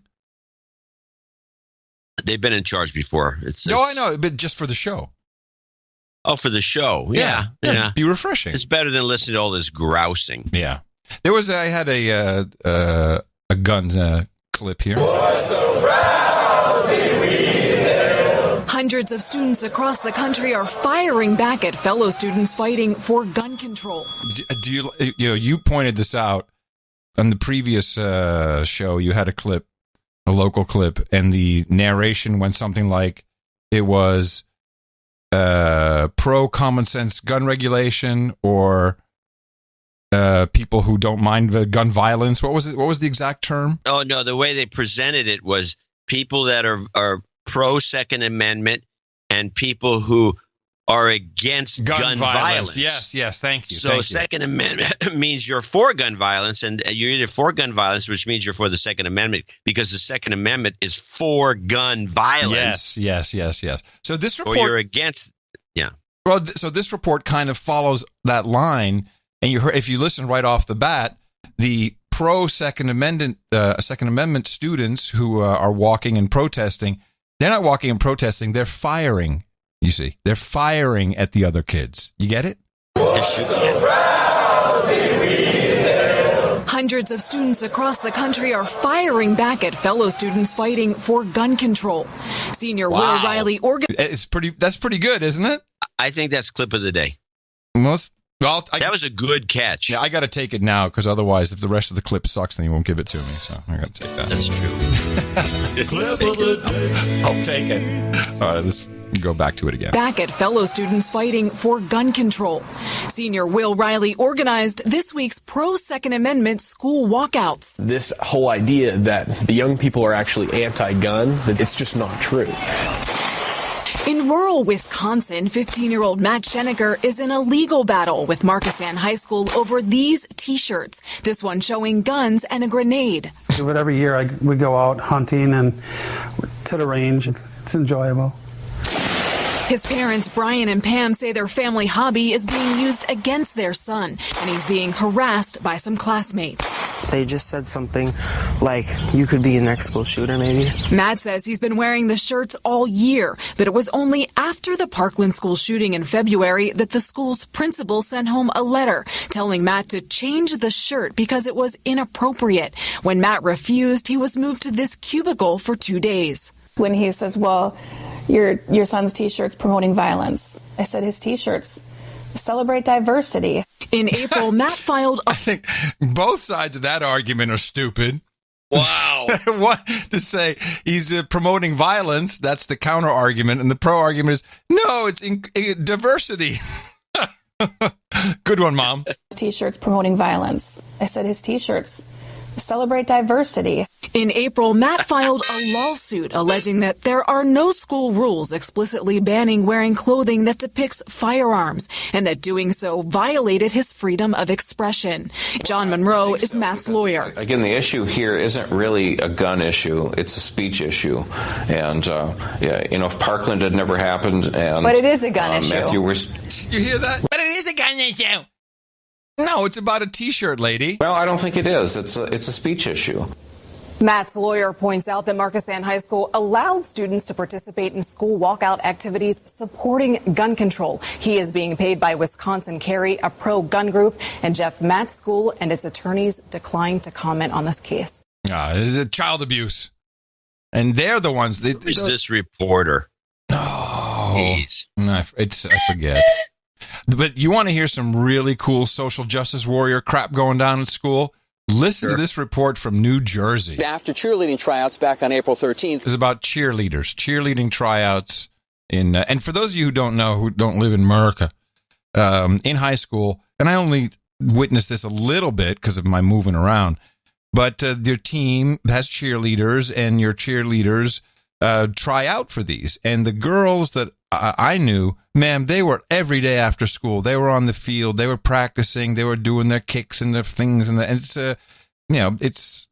something you have to work at to get into. After cheerleading tryouts back on April 13th, cuts were made, as usual, as has been happening every year at this school. However, when one parent complained that their child was missing out because they were cut, we've learned that the athletic director decided to change the policy. Now, under the new rules, everyone makes cheer team. Well, as you might imagine, some of the girls who made the squad are not too happy about the change in policy because they worked so hard to make this team. Now, 10 of those cheerleaders, actually backed by their parents, came out here tonight to ask the Board of Education to reverse this policy so that girls are forced to earn their spots through hard work. Now, these parents tonight tell us they have sent letters to the principal and AD complaining about the new policy, at which point the principal threatened to disband cheer altogether, saying it's not a sport.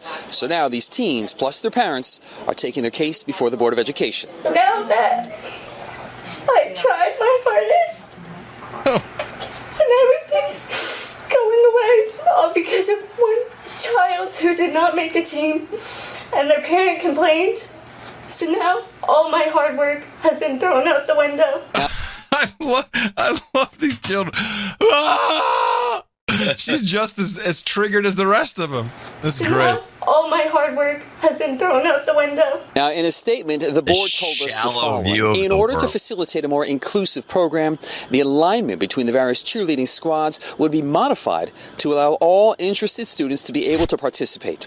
This decision was made in the best interest of all students and was made to be as inclusive as possible. Another fine American institution ruined. They usually have a mechanism for this, and they have the cheerleader, at least when I was a kid. Yeah. They would have the cheerleaders who were the ones that were the athletic ones that could jump and tumble and throw themselves into the air and all that sort of thing, and they're the best looking, good looking women. And then there were the pom-pom girls. Yes. And there's tons of pom-pom girls because there were just pretty much everyone else who wanted to do something. And they weren't the cheerleaders, they were the pom-pom girls, and they were running around with pom-poms, and they didn't really have any routines or did anything. They just bounced the pom-poms. So why don't you just use a tiered system and then let everybody in at the bottom tier? What's the big deal? Why would they bump? If I was a cheerleaders, I would have said, okay, the ones who are actually good cheerleaders that could compete on a national scale, and they do have competitions, just quit. And let all the other crazy girls just be the cheerleaders, and it'd be an embarrassment. Yeah, but everybody has to win. This is about whose children is more victim. I don't know what it is. Yeah. Hey, very good. You nailed it. And by coincidence, I have another cheerleader clip. In this case, it's from professional cheerleaders, all kinds of crap going on. Oh, there's a lot of crap going on with them. They're getting, it's cheerleader they finally month. got a clue. You have Shark Week. It's cheerleader week on the No Agenda show. Now, there's something funny about this NPR clip, which hopefully you'll identify. Washington's NFL team is embroiled in another scandal. This time it does not involve the team's name, which it's NPR's policy not to mention. What? Yes, because it's heaven racist. forbid. It's racist. It's racist. It's the Redskins. It's the Redskins. But the clip gets so much better. Washington's NFL team is embroiled in another scandal. This time it does not involve the team's name, which it's NPR's policy not to mention. It involves the team's cheerleaders. Why? In the New York Times. Why? Because Why it's is there racist. The policy? Where's the policy? It's racist. Well, That's the name of the team. NPR policy on Redskins. Let's look it up. That's a good question. I should have. I mean, all the big news outlets call them the Red. Call them what they are. Well, unless they get changed, unless a court case comes out, that's the name of the team. Which outlets are not calling the Redskins the Redskins? Here is a list. The Redskins' hometown paper, the Washington Post. Of course. Its editorial board announced that the nickname would no longer appear on its op-ed pages. It's not the nickname. It's not a nickname. It's the name of the team. The San Francisco 49ers, the 49ers are not a nickname. The Niners would be a nickname. You call them the Niners or the Golden State Warriors. They call them the Dubs for WWW. Yeah. But they're the Warriors. The Warriors, the name Warriors is not a nickname. So right away we have a problem. Changing field, a new guideline on what to call that Washington football team. This is from NPR. And so NPR is pulling back on... Oh, wait. I guess so. That's how it starts. And so NPR is pulling back on using the name of the Washington football team after all. 7 months after NPR editors officially declared that they would continue to use the team's name in news reports, Mark Memmott, the Standard's editor, issued this guidance. Would you like to hear the guidance? I'd love to. NPR News does not plan to prohibit the full team name. The team's name is the name, and our job is to report on the world as it is, not to take a position or become part of the story. But our policy on potentially offensive language states that, quote, as a responsible broadcaster, NPR has always set a high bar on the use of language that may be offensive to our audience. Use of such language on the air and online has been strictly limited to situations where it is absolutely integral to the meaning and spirit of the story being told. Now, they have a lot of guidance here. Let's see if there's one that makes sense. Okay, well, let me stop. You don't have to go any further. I want to mention something about what you played as a clip. Well, I haven't even finished the clip. They could have easily reported this saying the Washington football team, the professional football team that. No, here's the guidance, John. Here's the guidance. When we do need to mention it, we can usually refer to it simply as Washington or the team once we've established that we're talking about the city's NFL franchise. Fine. That's exactly what you could have done in that clip. But the woman had to say, she had to do virtue signaling. Yes. She had to say in that clip, oh, and we can't say the name because we're above it all. Now the clip. Washington's NFL team is embroiled in another scandal. This time it does not involve the team's name, which it's NPR's policy not to mention. It involves the team's cheerleaders. In the New York Times, some of them anonymously describe a 2013 trip to Costa Rica. They say they had a topless photo shoot while a group of sponsors, all men, looked on, and then an allegedly mandatory night out with some of those sponsors. There was no sex involved, but the women say they felt as if they were being, quote, pimped out. We're joined now by New York Times reporter Juliette McCurr. Welcome to the program. Thank you. Thanks for having me. None of the cheerleaders were named in your story. How come? They've signed a confidentiality agreement with the Redskins, so frankly, they were afraid that they would be... She uses the term, she does use the journalistic term, how come? But she said Redskins. Oh, yeah, she did. You're right. That was the best part. You're listening. Preoccupied with the usage of how come. You're deconstructing the language. Oh, man. It must be fun to watch back it up, play it TV again. with you. The cheerleaders were named in your story. How come? They've signed an... How come? That is an interesting question, though. How come? That's a nice question. Yeah, how come? How come? What's up? Hey. The word you could use that would maybe be shorter and make some sense. How about using the word why? The cheerleaders were named in your story. How come? They've signed a confidentiality agreement with the Redskins. So, frankly, they were afraid that they would be sued. What are the requirements to be a Washington Redskins cheerleader? In the contract, it says, obviously, you've got to cheer on game day, you meet sponsors, you have some outside appearances, but what was evidently unsaid was that these women would be mandated to go out with sponsors and entertain them. As you've reported on this and other questionable treatment of NFL cheerleaders, have you seen any signs of change either from the teams or from the cheerleaders themselves? With the women I've talked to, they were so relieved that their story was finally out there, that people would listen, that they felt emboldened enough to say, you know what, I went through this experience in Costa Rica. I felt like I was an escort, and that only now that they realized that they could say it and people would listen and really care. All right. We didn't even get the gist of the story, which is women being abused by assholes. Yeah. That's pretty much that very short story. Hi, I'm Adam Curry here for NPR. We don't use the R word, but women are being abused by a-holes. I suspect that in practice, NPR will rarely, if ever, use the R word again. Or it will be couched in some way. What we are witnessing is a shifting media consensus on how to define and use a word with racial implications. How come? We American journalists like to insist that it is not our responsibility to decide on what facts to report. We report, you decide, goes the saying. But that is true only to a point. As NPR's own code of ethics states, for a smart analysis on how the news media arrives at an unstated consensus on something, blah, blah, blah, blah. Okay, whatever, fine. You know, you're not going to have much of a radio station left if you keep removing words. It's going to be, hi, welcome to NPR. R word. You won't be able to say anything.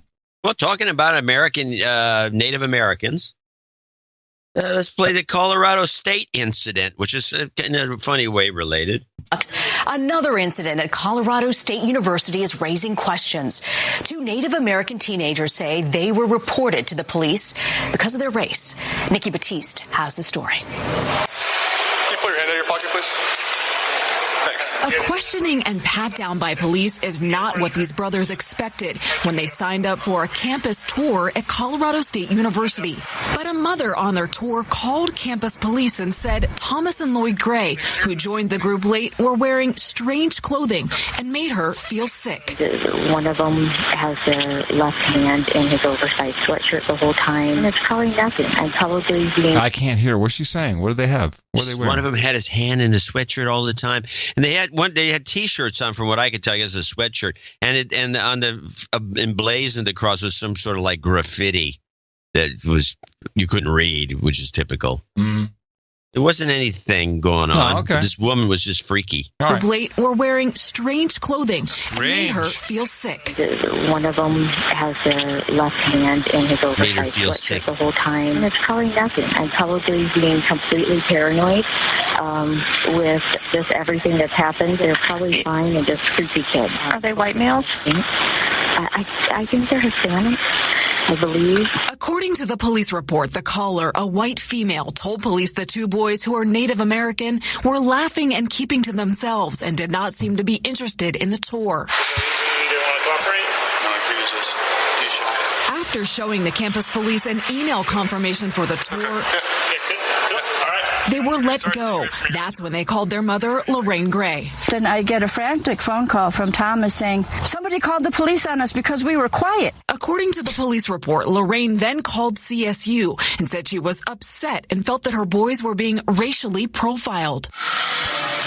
She says her son Thomas, a musician, dreamed of going to Colorado State University, and now she has a few words for the woman who called police. I hope this never happens to your child, and I hope that you learn a lesson about judging a book by its cover.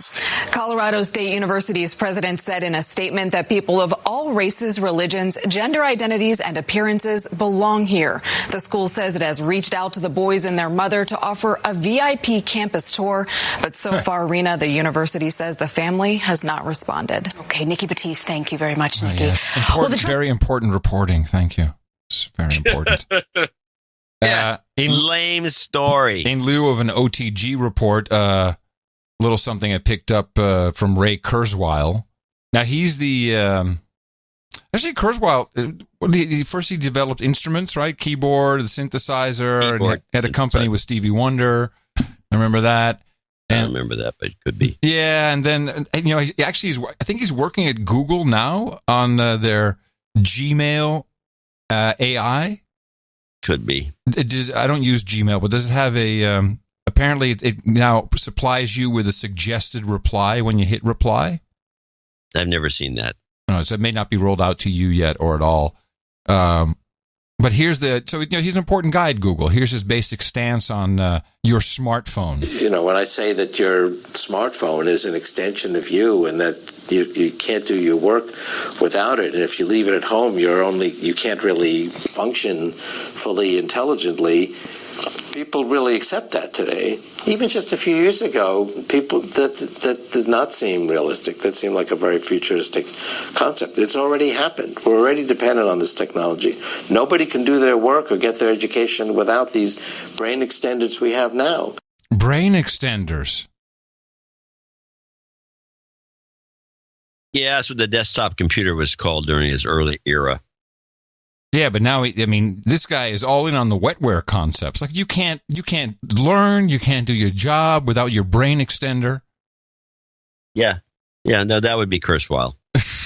Google. I'm just calling it Google now.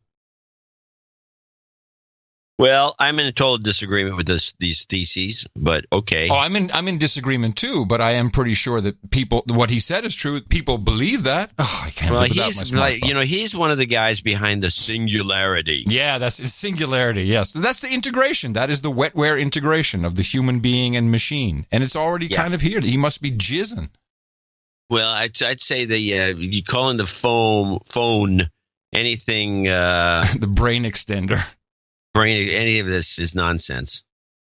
If you want to believe it's true, fine. But I'm not saying. I'm not saying you. I'm saying you to the audience. Oh, okay, all right. No, our audience doesn't believe that. Of course not. And I'm living just fine without it. I love it. I love it so much. Except I see all the damn people with their phones and their dogs. But otherwise, I'm trying to make that into a fun game for myself. When you go into the hallway of your building, yell, "This place smells like dog poop." No. I'm just going to hit my no agenda dog Dazer and walk down the hall. Dog. And it's sad because I love dogs. I have no problem with dogs. I love we know most animals, but I really despise these people who are invading my space. I don't want the dog hair everywhere. I don't want the piss in the elevator. I don't want dog hair in the restaurant. I don't want it. I'm going to have to become vocal and an a-hole. Darling, you're warned. Tina's never going to want to go out with me now. No, she's not. She probably feels the same way. She does. But that's why I think instead of, making a scene and getting into all kinds of, I don't like scenes. I don't want to be an aggressor. I just want to make the dog whimper. And it'd be better if it would be very, I think, well, somebody knows about this. Do you have to have a variable pitch, a different frequency so the dog, because I don't want to hurt the dog, but if I can make him bark, that's cool. If you're in a restaurant and people got their damn yapper. It's not going to hurt the dog. It's just within his hearing range. It's just that it's an unpleasant sound. I mean, if they couldn't hear that sound, yeah, I want to make him bark. Some dogs may have been trained to bark if they hear that. Oh, okay. That'd be cool. Get the dog barking all over the whole place starts barking for no good reason. You just sit there casually eating your spaghetti, twirling your fork, loading it up with the spaghetti and the sauce, and just shoving the whole thing in your mouth, chuckling to yourself. Here's what I'm going to do. It arrives tomorrow with the Amazon Primes, and I'm going to take my recording device. I'll sit in the lobby of the building. Then I will quietly narrate. I'll just sit in the lobby on the couch. And every dog that comes in, I'm going to hit it, and we'll see what the reaction is. I've got a petri dish here. Okay, well, we'd be interested because it's possible that the thing doesn't work. I read the reviews. This one seemed to have the most positive results, even through offense. Oh, okay. Yeah, because there's lots of people who get these things because they hate their neighbor's dog. It's like, hey, can I make him shut up? So we'll see. Huh. Yeah, here's what I would predict. There will be legislation against these devices. Ooh, I was surprised that This is what would happen to our business once we got the thing going. Yeah, we'd be rocking and rolling. We'd be legislated out of business. I'm surprised that there's apps certainly on iOS on the Apple iPhone store thing, the App Store, where you can, and it has like train your dog, and then there's one like piss off dogs. There's a lot of dog hate. Yeah. If you look at the apps, there's some of them are built specifically to pester animals, pester your dog, pester your cat. I can't believe those are allowed in the iTunes store, in the App Store. Yes. Well, they obviously hate dogs at Apple. They're cat people. Yeah, think about it, they probably are cat people. Could be. Let's see. The only other thing I'll be working on, there's not much to work on. We finally got some footage from Mandalay Bay from the Vegas massacre. Yeah, I saw that. Now, the thing that I noticed immediately, and other people have picked up on, is when it's very different from the narrative we've heard about how they go in. Where was I didn't see a body, and the windows appeared to be closed and not broken. So I'm not quite sure what body cam footage this was, but the windows don't, there's no curtains flowing outside like you saw in every other outdoor video. There's no noise. There's no noise. The whole thing, let's face it, we're just being bamboozled. Not even in a good way. No, they can't even. They're incompetent. They're just throwing some stuff up. They'll eat it. No one will ask any questions. I have 2 clips left. All right, that I will play. All right. There were, let's see, a minute. One of them is a little long, though. Maybe I should put it off. This is Mandy Patinkin, who is a very famous and very sensitive man, and a good singer, Broadway guy. Yes, he's a Broadway. I know him as a Broadway guy. Famous actor, very talented. It does Homeland on HBO, which is, I didn't realize until I heard him talking about it, it's actually pretty much a CIA-written show. I've only seen it once, and you didn't realize that? Come on. Well, I mean, I thought it might have some input, but it sounds to me as though they're just writing it.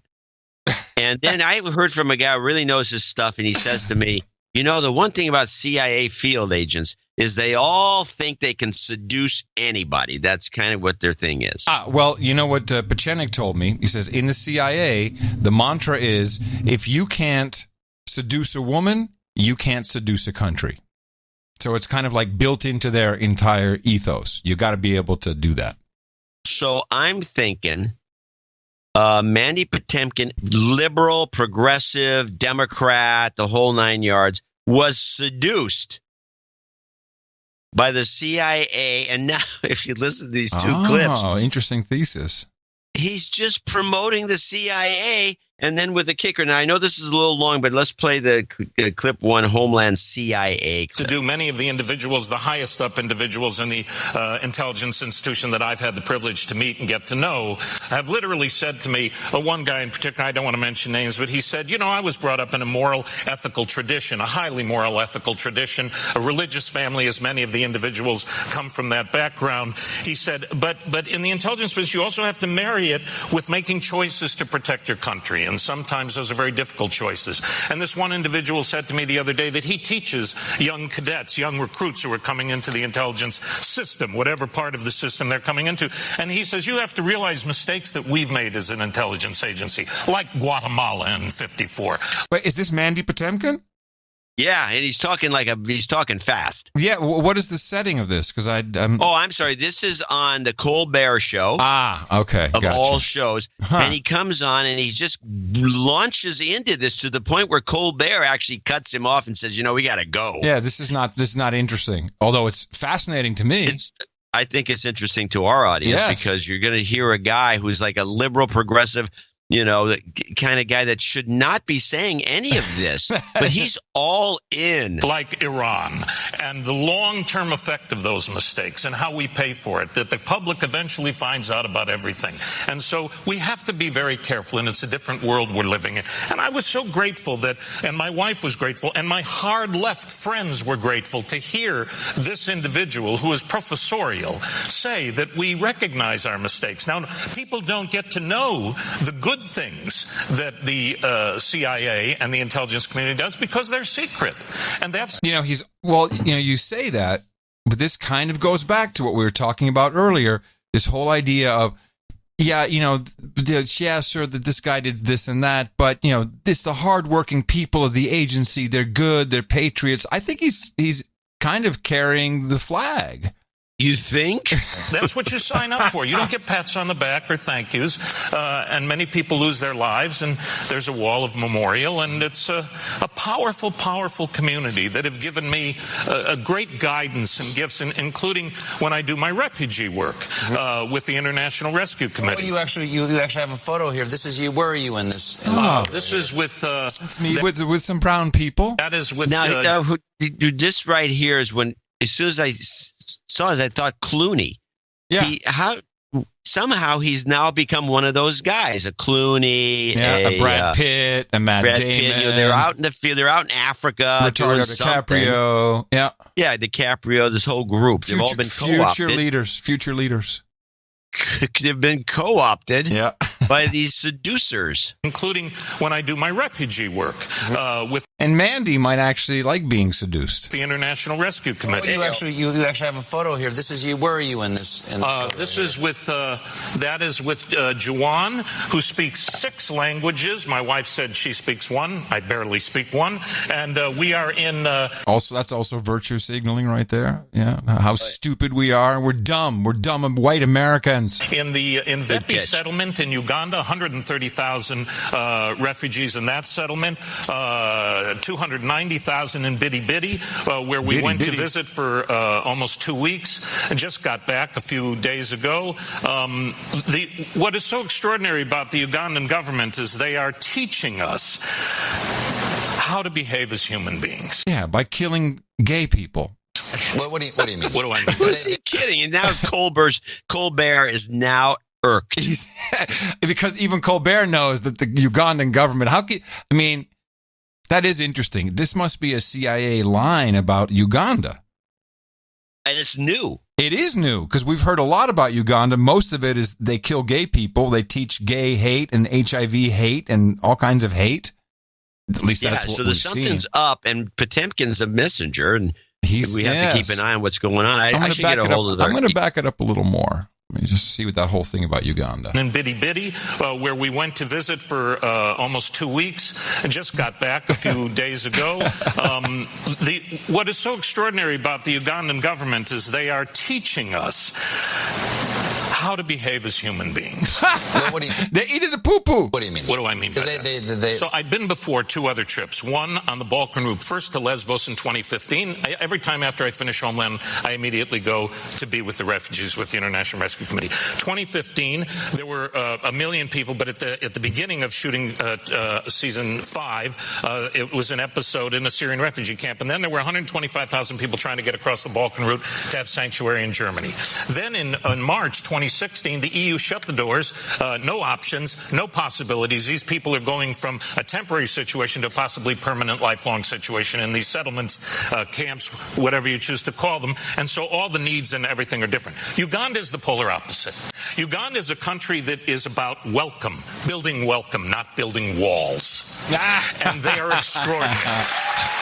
We actually have to go here, but thank you for sharing with the story about how the Ugandans are welcoming people. They're doing everything.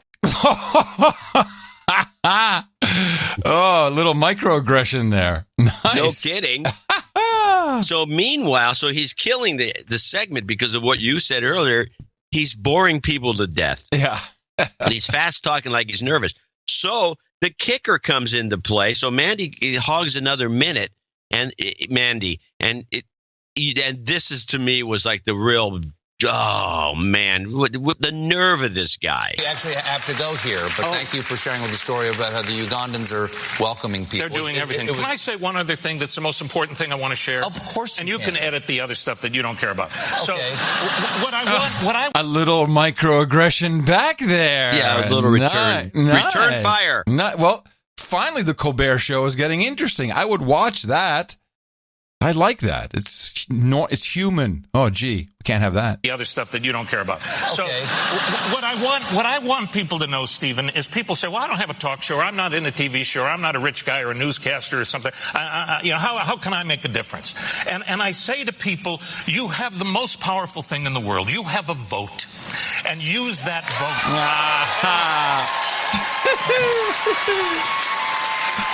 Midterms coming up. And on every issue, whether it be the refugee issue or any issue on the plate in your lifespan, if you don't feel that your representatives are matching your moral, ethical nature, find people who do. And yes, noagendashow.com. Thank you. And those people will guide all of us into those people who know the people. They will help you learn about them, support them, get them elected, put them in positions of power in our country and countries all over the world. We are the world. Thank you, man. God bless you. God bless you. Yes, I would say I would say the CIA is in the pockets of the Democrat Party, and this is an example. Well, we remember we had that guy, that former spook, who tried to jump in and run at the very last minute. Yeah, right. So yeah, the guy in Utah. Yeah. Oh yeah. Surprise! Surprise. Come on, guys. Support the show. Yeah. Come on. What are you doing? Jeez. Yeah. Jeez already. I mean, Potemkin is not a good example of the guy who sold himself out. Well, but what are you going to do? We're not selling ourselves out, and we'll be back on Thursday with another show in the Value for Value model, so please consider supporting us. Remember, Dvorak.org/NA. And I am coming to you from downtown Austin, Texas, still the capital of the Drone Star State, here in FEMA Region 6, on the governmental maps in the Cludio in the 5x9 common law condo. In the morning, everybody, I'm Adam Curry.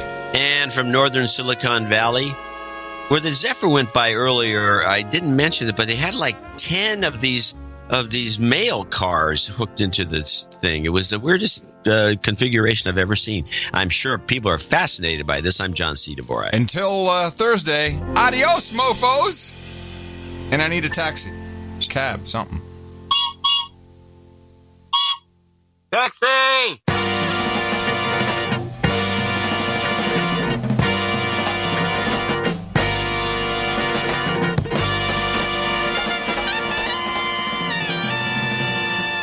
Quote, the behavioral addiction of smartphone use begins forming neurological connections in the brain, and they've come up with their own name, and they call it phoneliness. Let me tell you about it's been since you've been gone. Let me tell you about it's been since you've been gone. I once had friends, but now I'm alone. I'm addicted to my phone. What? Phoneliness. Instead of loneliness. Phoneliness? Instead of loneliness, they call it phoneliness. Phoneliness. Phoneliness, yes. Phoneliness is just a word, so I've been told. Phoneliness is just a word, it's got a hold. People make shit up, it seems. Am I addicted to my screen? I don't know. I don't know. I don't know. Oh, please. What a day. What a beautiful day. And our country is doing very well. I could not go to the President of the United States and say, take 2 days off to get ready for that. What a day. What a beautiful day. What a day. What a beautiful day. Day in and day out. Day in and day out. What a day. What a beautiful day. What a day. What a beautiful day. There's no evidence of any of the things you're talking about. What a day. What a beautiful day. What a day. What a beautiful day. Day in and day out. Day in and day out. What a day. What a beautiful day. What a day. What a beautiful day. And screw the whole thing with poor little Hillary. We got to be nice to her. What a day. What a beautiful day. What a day. What a beautiful day. Day in and day out. Day in and day out. This is a witch hunt. He knows it's a witch hunt. This is a witch hunt. He knows it's a witch hunt. That's what he knows. Somebody they can flip faster. But he this started a day ago. He is a great guy. He's a great guy. What do you think? What do you feel? There is no evidence of collusion. Are you going to interfere with that? He'll get his facts straight. Any collusion? There is no evidence of collusion. Any collusion? What a day. What a beautiful day. What a day. What a beautiful day. Day in and day out. Day in and day out. What a day. What a beautiful day. What a day. What a beautiful day. Units maxed out at 250 square feet. Find this what? Fascinating. Include a private back. Units maxed. And it's growing. 250 square feet. The way the culture has shifted. Fired by an Omaha police officer. Dion's family now suing the city of Omaha. Bluntly, being virgins. Exactly what happened, and the fact that Mr. Dion was caught in autistic spectrum through no fault of his own. Suspect armed with a pellet. 250 square feet. Having an opioid, Percocet. Unethical person I have ever drinking. People can connect more. They can put their phone down. Allegedly could not be reached when we hope to get back. Finished at a new dynamic sets up. Maxed out at 250 square feet. Got drunk. To know new communications. Drunk and party. He allegedly include a unit. A government vehicle. Days when men made the money and women took care of the home. Party. Include a private. Fault of his own. The suspect. Today, women are making the money. People can connect more. And so often women want to feminize men and make men. And that's really what we hope to get back to. No fault of his own.